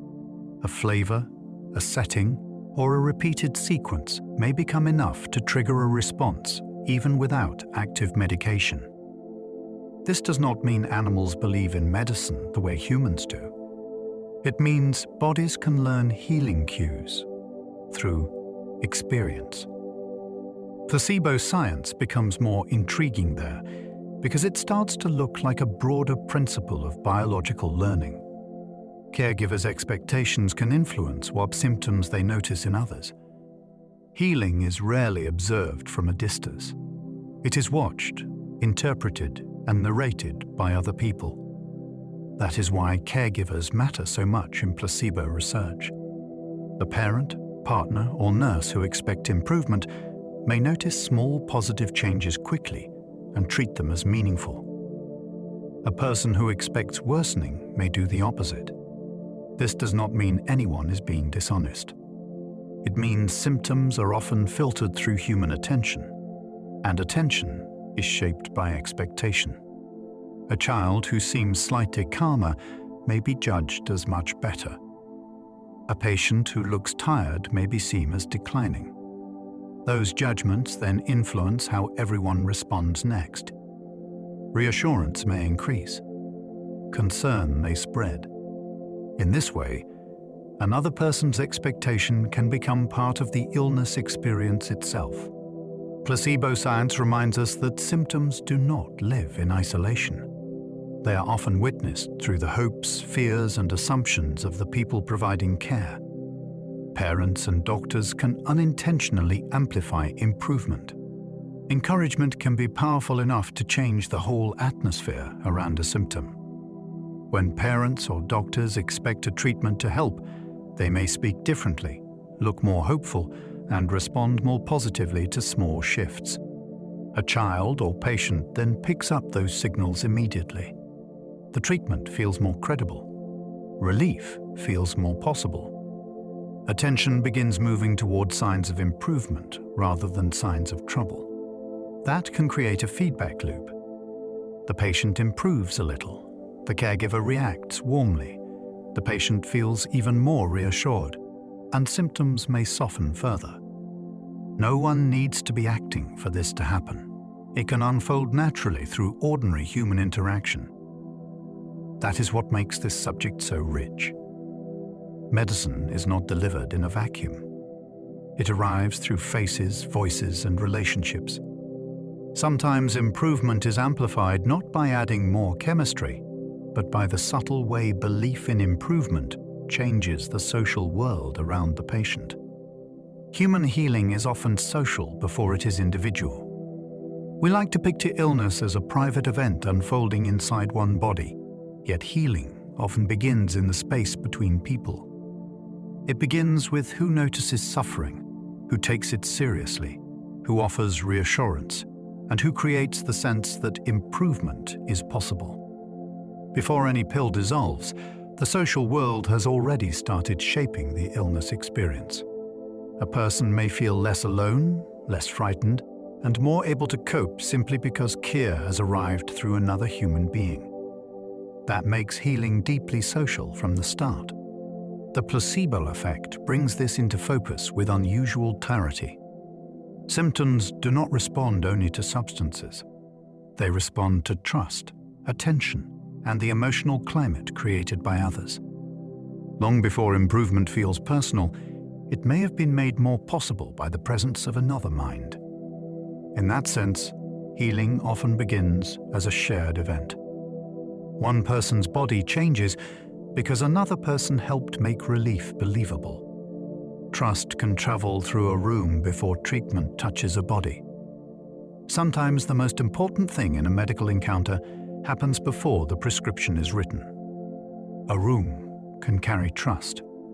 It can arrive through the way a clinician enters, the calmness of the explanation, the sense that this person knows what they are doing and genuinely cares. The patient feels it almost instantly. Shoulders lower, breathing slows. Fear gives up a little ground. None of that requires a drug to have entered the bloodstream yet. Trust has already started changing the internal state of the person receiving care. That is one reason placebo science feels so profound. It shows that treatment begins in atmosphere as much as in chemistry. The trustworthy room can shape what symptoms mean and how strongly they dominate experience. By the time the medicine touches the body, the body may already have changed in response to trust alone. Relief does not always begin with molecules. Sometimes it begins with the feeling that one is finally in safe hands. Empathy can strengthen outcomes without changing the medication itself. Two patients can receive the same treatment and walk away with different experiences, simply because one felt deeply understood and the other did not. That is the extraordinary power of empathy in medicine. When a clinician responds with warmth, attention, and real human presence, the treatment can feel more believable, more personal, and more likely to help. The medication stays exactly the same, yet the outcome may improve because the mind enters the experience differently. Anxiety falls. Trust rises. Symptoms may feel less overwhelming because the patient no longer feels abandoned inside them. This is not sentimental window dressing around real care. It can become part of real care. The placebo effect helps explain why. Empathy changes the treatment context, and context changes how the nervous system responds. In that sense, kindness is not merely comforting. It can influence the path symptoms take. The chemistry stays the same, but the experience of healing becomes stronger. A warm consultation can alter how symptoms are experienced. A consultation is not only a transfer of information, it is an emotional event. A warm conversation can change how a patient inhabits the body that day. When someone feels heard, respected, and calmly guided, symptoms may begin to feel less threatening.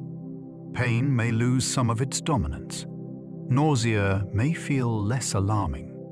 Fatigue may seem less like a sign of collapse and more like something manageable. The body has not been cured in that instant, yet the experience of illness has shifted.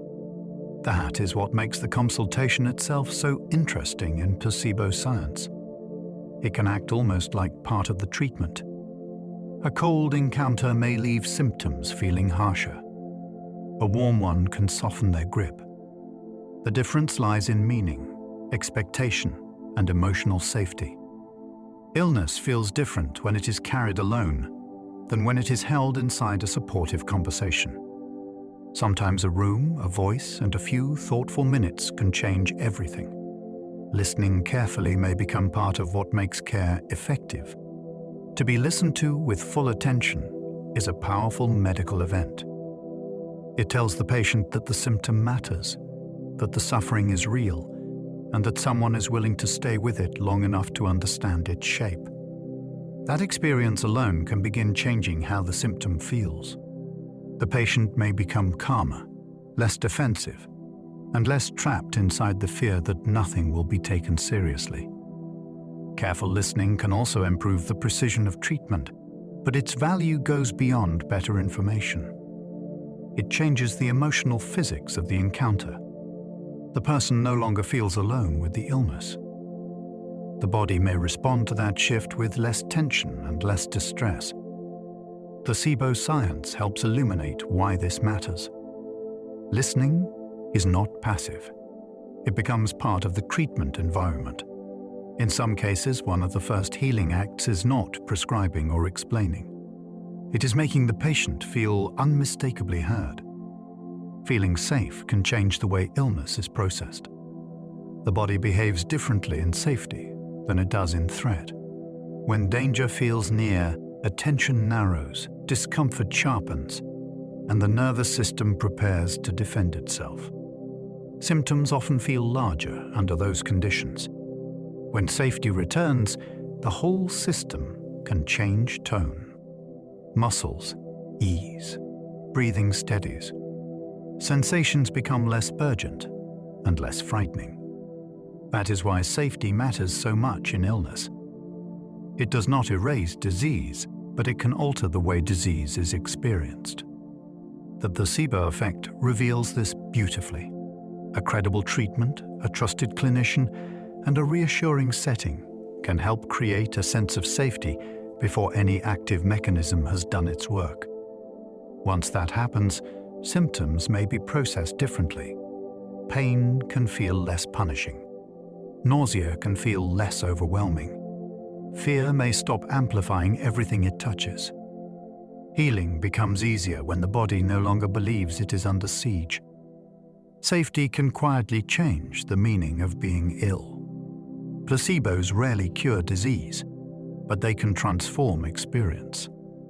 This is one of the most important truths in the whole subject. A placebo is usually not powerful because it erases the underlying disease. It is powerful because it can change what living with that disease feels like.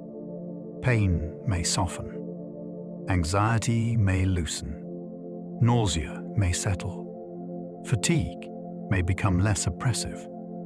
Those changes do not always remove the cause, but they can transform the experience of being sick. That distinction matters deeply.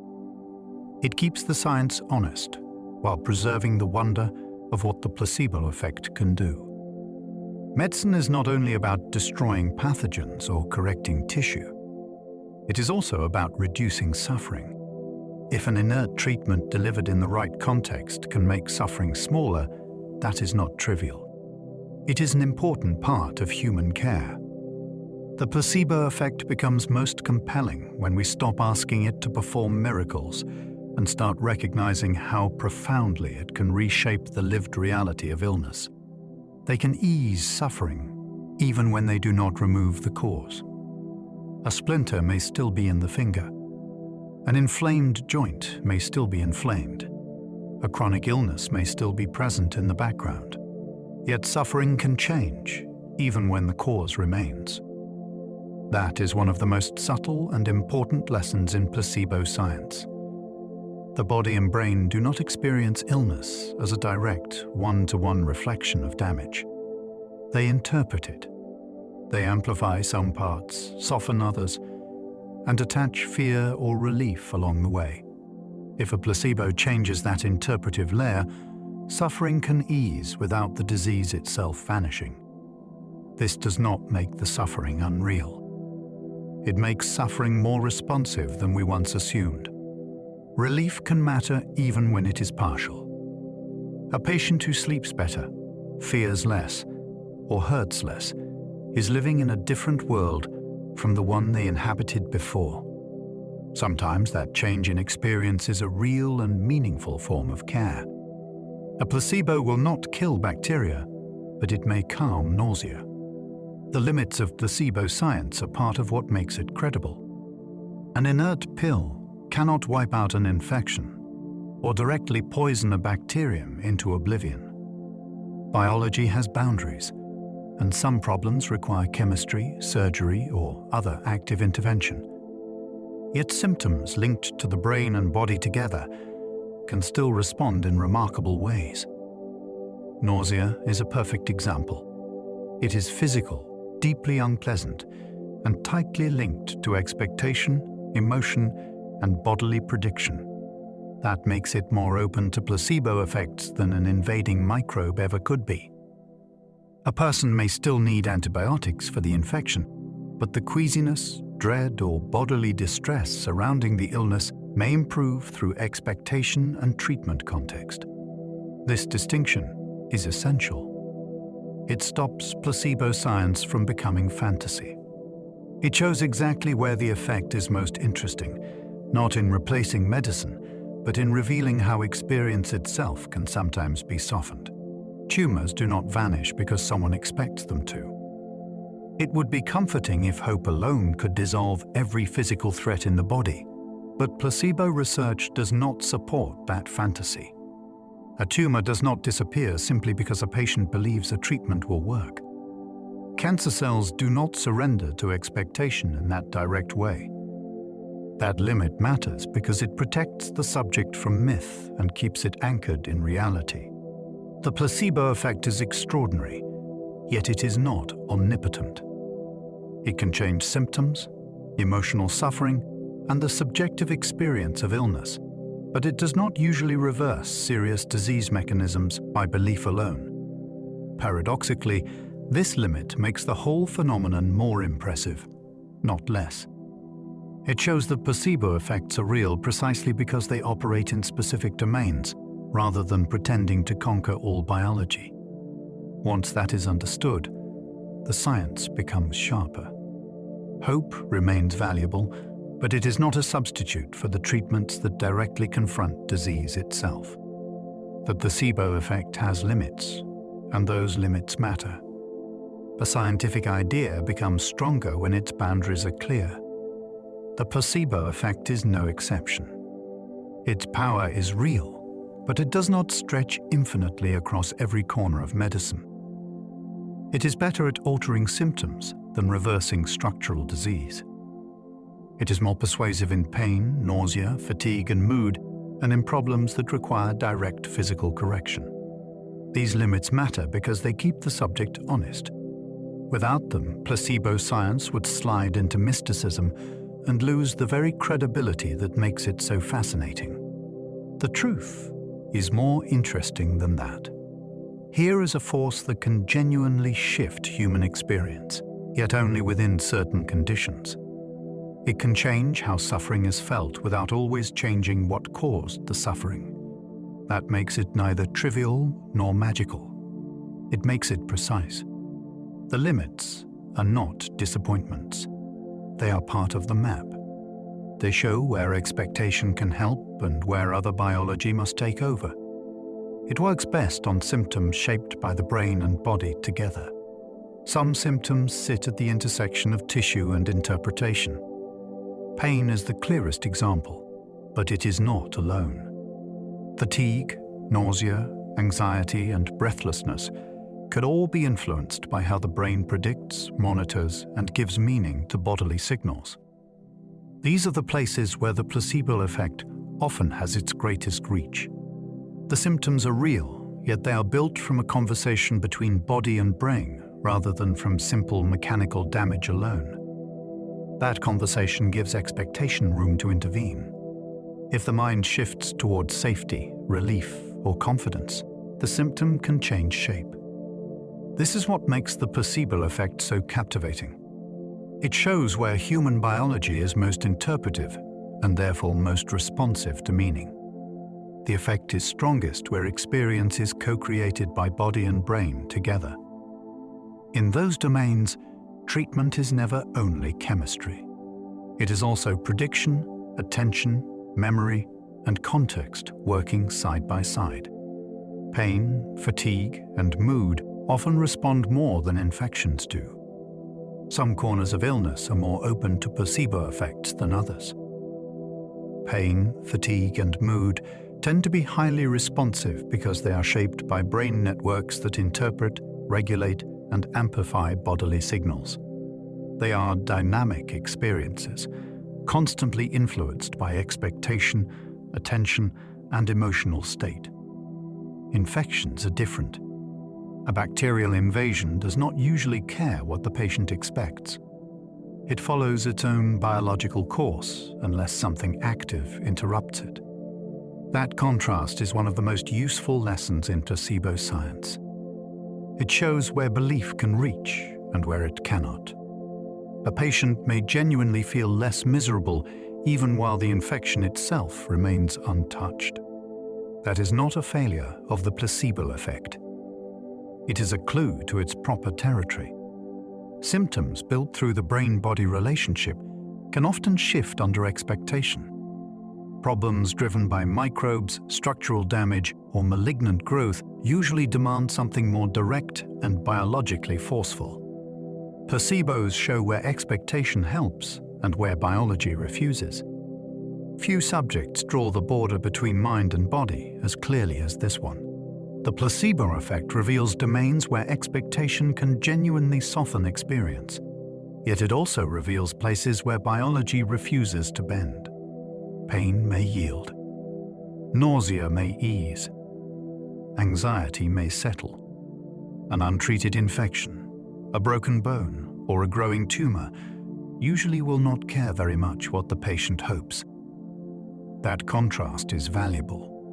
It gives the placebo effect its shape. Without those refusals, the subject would collapse into fantasy. With them, It becomes one of the clearest demonstrations that some aspects of illness are deeply shaped by prediction, while others are stubbornly mechanistic. Expectation can help, but only up to a point. Beyond that point, biology insists on its own rules. Placebo science is so compelling because it does not erase that tension. It maps it. It shows where the mind can participate and where the body demands something more. They are powerful, but they are not magic. The placebo effect can look magical from a distance. An empty pill changes pain. A sham procedure improves movement. A confident explanation softens nausea. Yet none of this is sorcery. It is the nervous system responding to expectation, meaning, context, and learned patterns in ways that can be measured and studied. Calling it magic would actually make it smaller, because magic ends curiosity. The real story is stranger and richer. Human experience is built through interpretation as well as sensation, and that gives treatment rituals room to matter deeply. At the same time, the effect has boundaries. It cannot simply wish away every disease. That tension is what makes it scientifically beautiful. Here is a force that can do a great deal, yet not everything. It is powerful precisely because it is real, not mystical. The wonder comes not from breaking biology, but from discovering how much biology already listens to meaning. The placebo effect is real precisely because it is limited. If placebo effects claimed to cure every illness, thoughtful people would stop taking them seriously. Their reality depends on their limits. They work in patterns, not in fantasies. They influence symptoms more than disease mechanisms. They show their strength in pain, nausea, fatigue, mood, and other experiences shaped by expectation and interpretation. They weaken where microbes, malignant cells, or structural damage demand direct physical solutions. That is exactly why the placebo effect deserves respect. It behaves like a real biological phenomenon with a recognizable territory, not like a myth that expands to fit every hope. The limits give it structure. They tell us where the mind can lean into the body and where the body closes the door.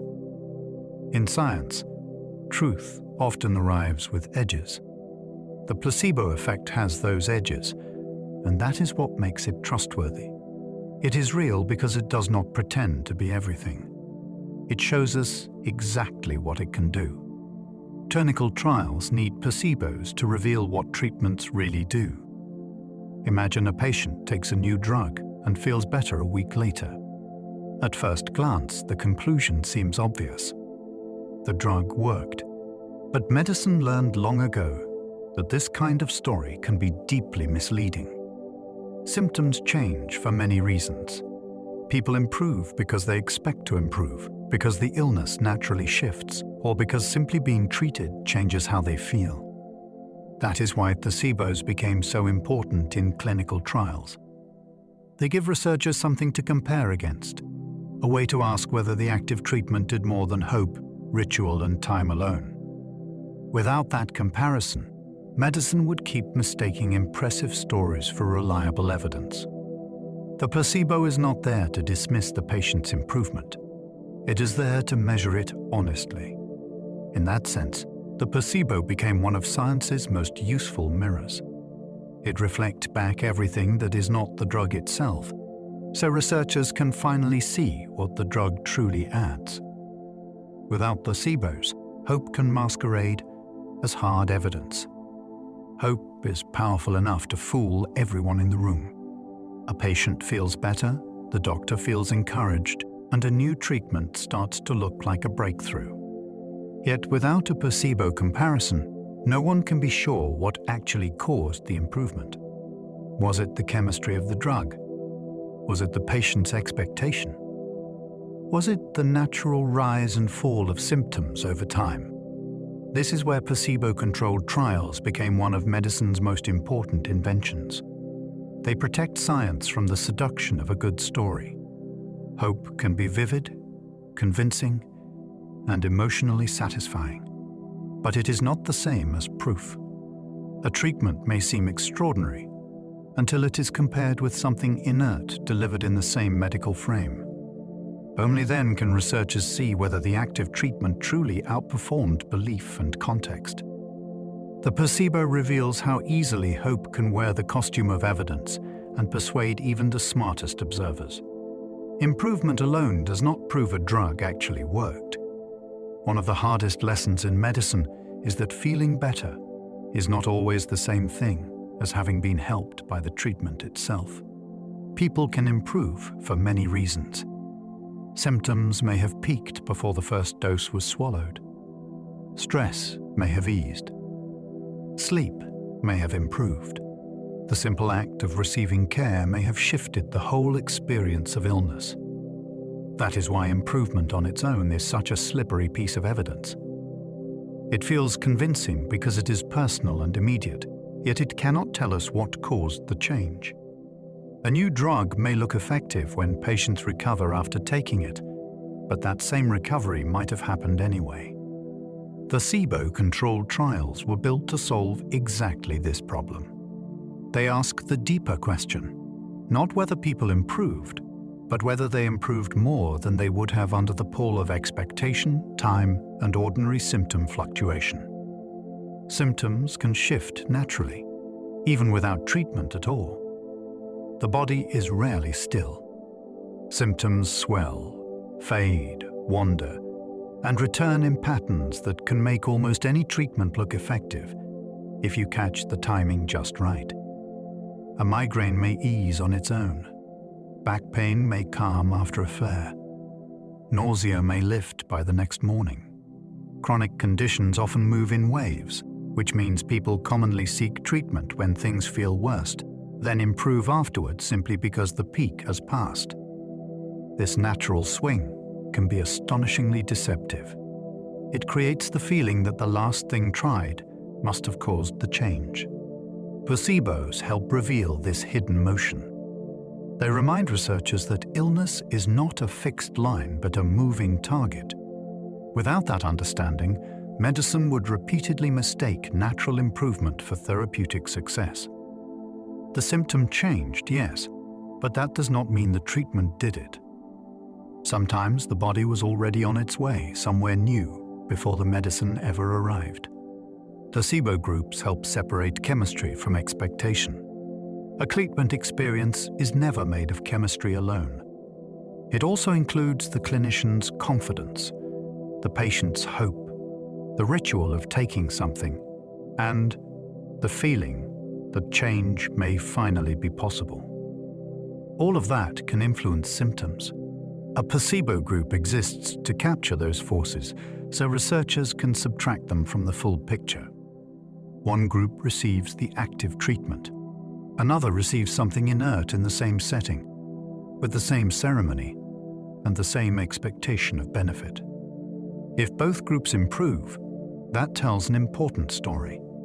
If the active treatment improves people more, that tells another. The placebo group becomes a scientific filter, separating what came from belief and context from what came from the treatment's specific mechanism. That is what makes it so valuable. It does not insult hope. It measures hope. It allows medicine to see where chemistry truly begins after expectation has already played its part in the drama of healing. Randomized trials are designed to outwit wishful thinking. Human beings are expert pattern finders and terrible judges of what caused what. We want to believe the new treatment works.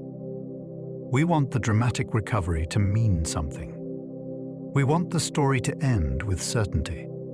Randomized trials were built to resist that impulse. By assigning people to different groups by chance, researchers reduce the influence of bias, optimism, and hidden differences between patients. Randomization is a way of humbling intuition. It prevents doctors and researchers from unconsciously steering easier cases into one group and harder cases into another. It makes the comparison fairer before the results even begin. That is what gives placebo-controlled research its strength. It does not assume human judgment is enough. It builds a structure that protects science from the mind's habit of seeing what it wants to see. In that way, randomized trials are not cold or cynical. They are one of medicine's smartest defenses against self-deception. Blinding protects science from the stories our minds like telling. The mind is always writing narratives. If a patient knows they received the real treatment, every small change may feel meaningful. If a doctor knows the same thing, their questions, expressions, and interpretations may shift without them realizing it. Blinding was designed to interrupt that storytelling impulse. When patients do not know which treatment they received, and ideally when researchers do not know either, expectation loses some of its power to shape reporting and judgment. That does not make the study lifeless. It makes it cleaner. Blinding helps ensure that the differences measured are not simply the product of enthusiasm, disappointment, or subtle suggestion.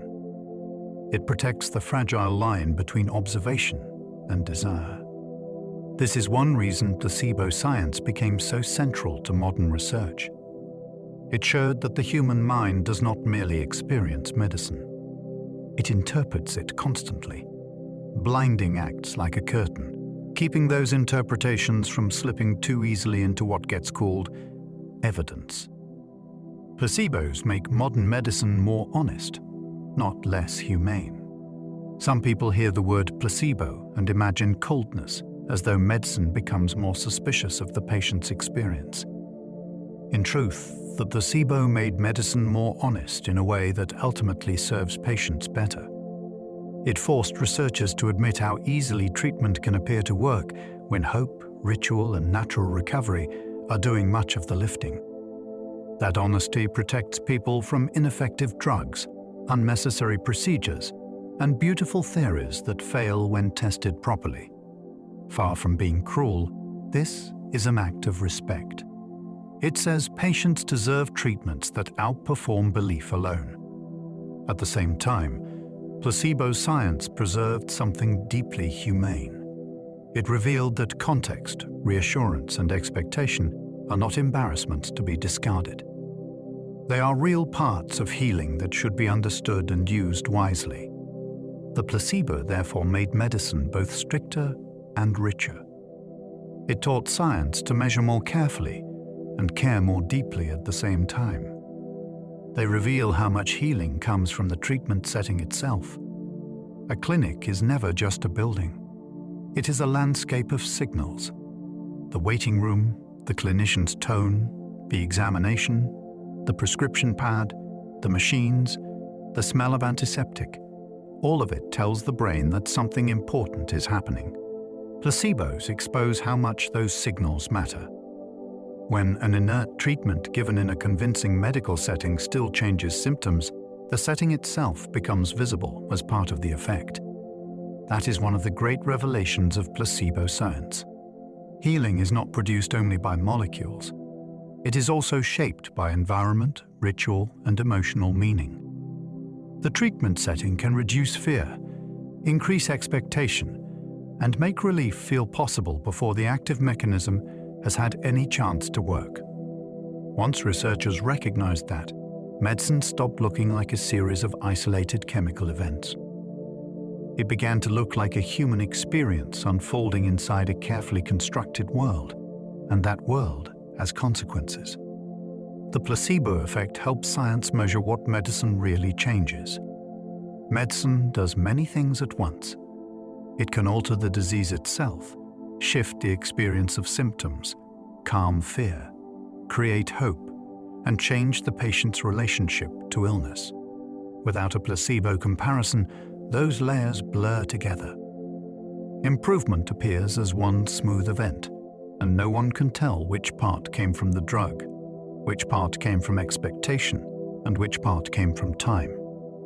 The placebo effect gives science a way to untangle that knot. It shows what changes when treatment meaning is present, but active chemistry is not. That makes it easier to see what the medicine itself truly contributes. In this sense, the placebo is not an obstacle to progress. It is one of the tools that made real progress measurable. It allows researchers to ask a deeper question than simple recovery. What exactly changed because of the treatment mechanism?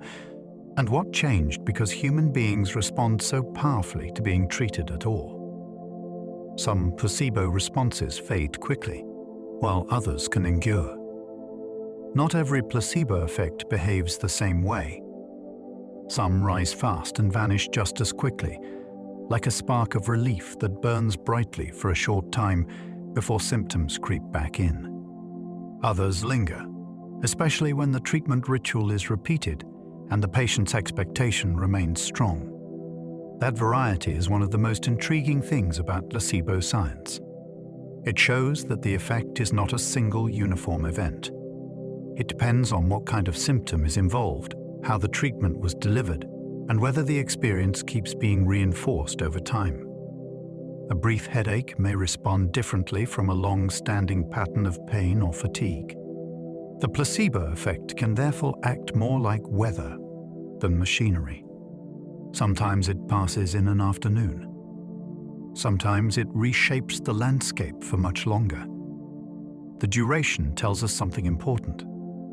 Expectation is powerful, but it lives inside memory, repetition, and changing circumstances, not outside them. Repeated rituals can strengthen a placebo response over time. The body learns from repetition. A single treatment ritual can spark expectation, but a repeated ritual can deepen it until the whole sequence becomes familiar and persuasive. Taking a pill each morning, sitting in the same chair, hearing the same reassuring words, or following the same therapeutic pattern can gradually strengthen the response. The nervous system starts linking the routine itself with relief. That is why repeated placebo rituals can become more powerful over time.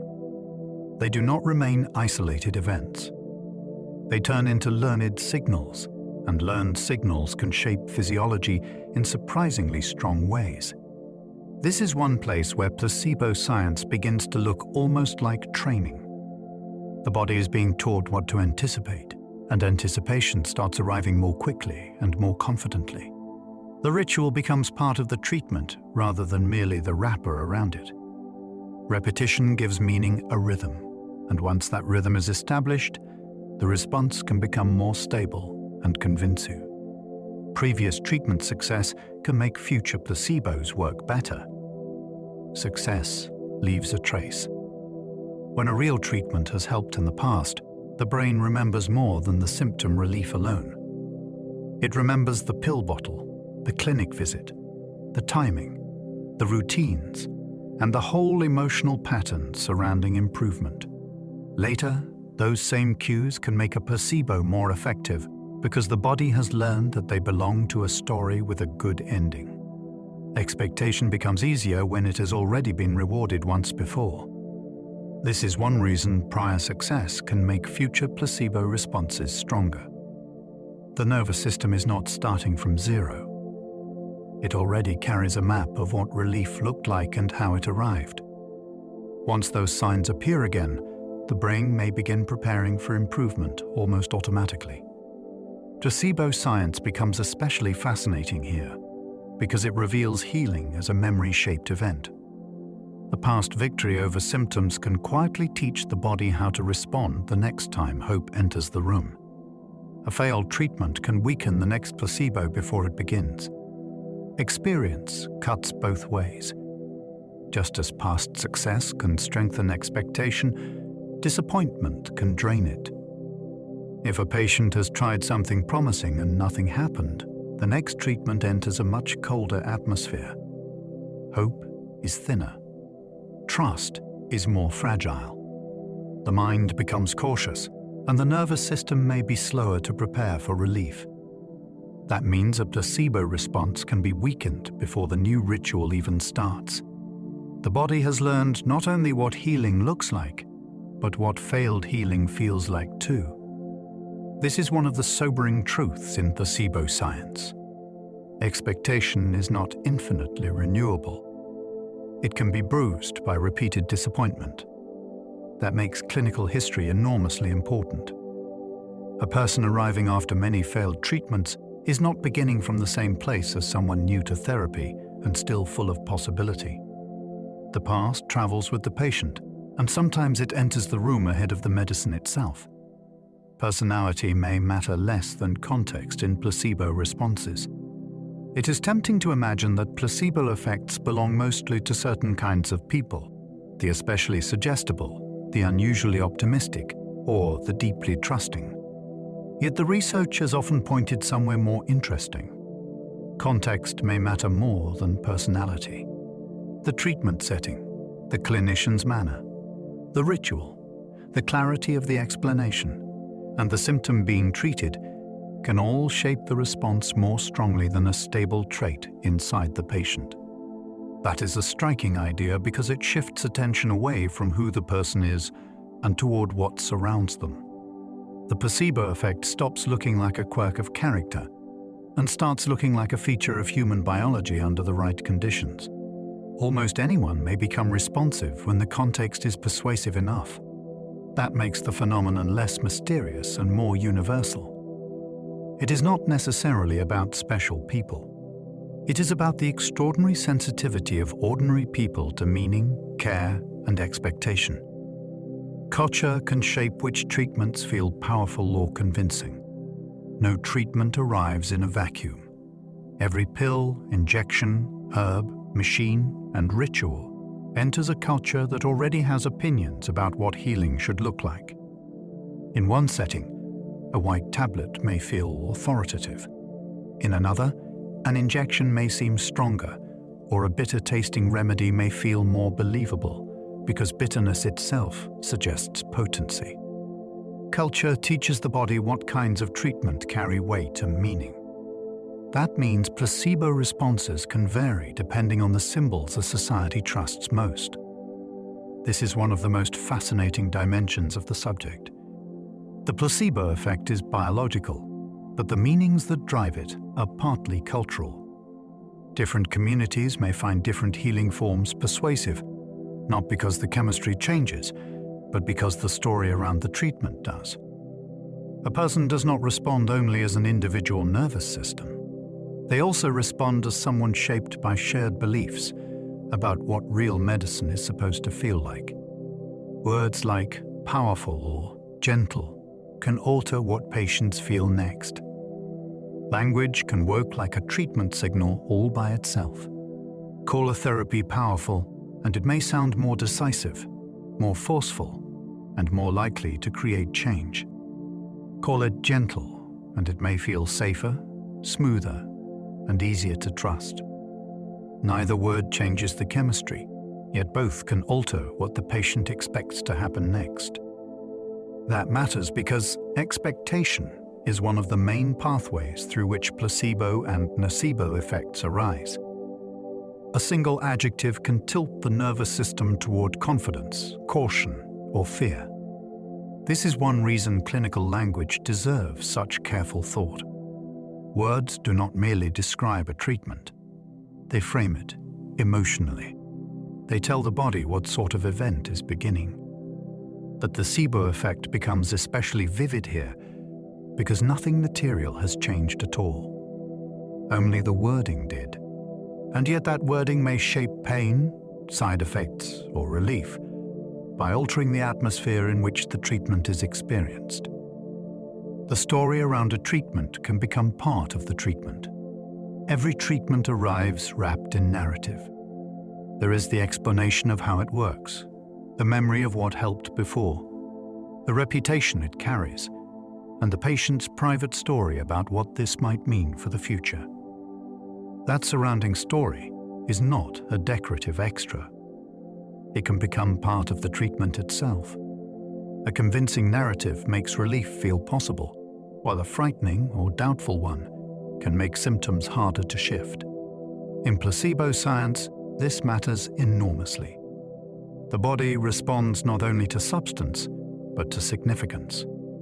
If a treatment enters the mind as a turning point, that changes the internal conditions under which symptoms are processed. The story becomes biological through expectation, attention, and emotion. This is one reason medicine is never only technical. It is also narrative.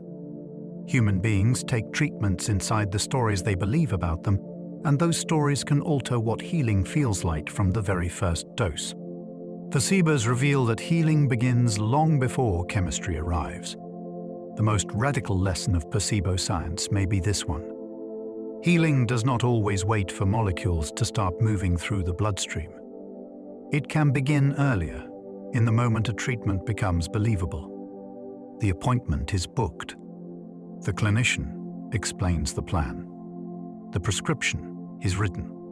The patient feels, perhaps for the first time in weeks, that something might finally change.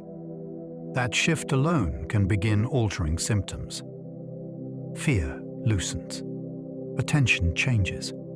The body starts leaning toward relief before the active mechanism has even had time to act. This does not make chemistry unimportant.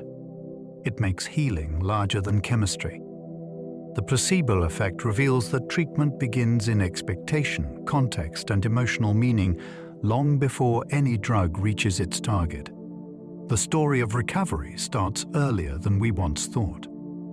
In some cases, the first real movement toward relief happens not in the bloodstream, but in the moment hope becomes believable. The placebo effect proves that expectation can leave fingerprints in flesh. Expectation sounds invisible. It belongs to thoughts, predictions, and inner stories about what may happen next. Yet the placebo effect shows that expectation does not remain abstract for long. It can alter pain pathways, change neurotransmitter activity, shift heart rate, reshape attention, and modify how symptoms are physically experienced. In that sense, expectation leaves fingerprints in flesh. It marks the body in ways that can be felt and measured. That is what makes the placebo effect such a profound scientific idea. It reveals that the border between mind and body is far more porous than common sense once assumed. A future imagined by the brain can move into tissue, nerve, and sensation. This does not mean thought rules everything. It means thought can participate in biology. The body listens to what the mind predicts. And when that prediction is strong enough, it can leave behind real traces in the living machinery of human experience. And now, as we come to the end of this quiet journey, you might begin to notice how much we've uncovered together. We started with something simple, almost dismissible, a pill with no active ingredient. And yet, as we wandered deeper, that simple idea unfolded into something far more intricate, a world where expectation can soften pain, where trust can change the body before treatment even begins, where meaning, memory, and ritual quietly shape what it feels like to be unwell and what it feels like to heal. We explored how the brain prepares for relief, how stories become biology, and how even the setting of care can influence the experience of symptoms. We saw that the mind does not sit outside the body, observing from a distance. It participates. It predicts. It responds. And perhaps now, as you rest here, you can feel that same principle in a softer way. The way a thought can change a feeling. The way a shift in attention can ease tension. The way simply allowing yourself to settle can begin to change your state. If you're still awake and you'd like to continue drifting through ideas like these, there's another video waiting for you on screen. And if you've enjoyed this gentle exploration, you might like to subscribe or leave a quiet thought below so others can find their way here too. But for now, there's nothing more you need to do. Let your breathing slow.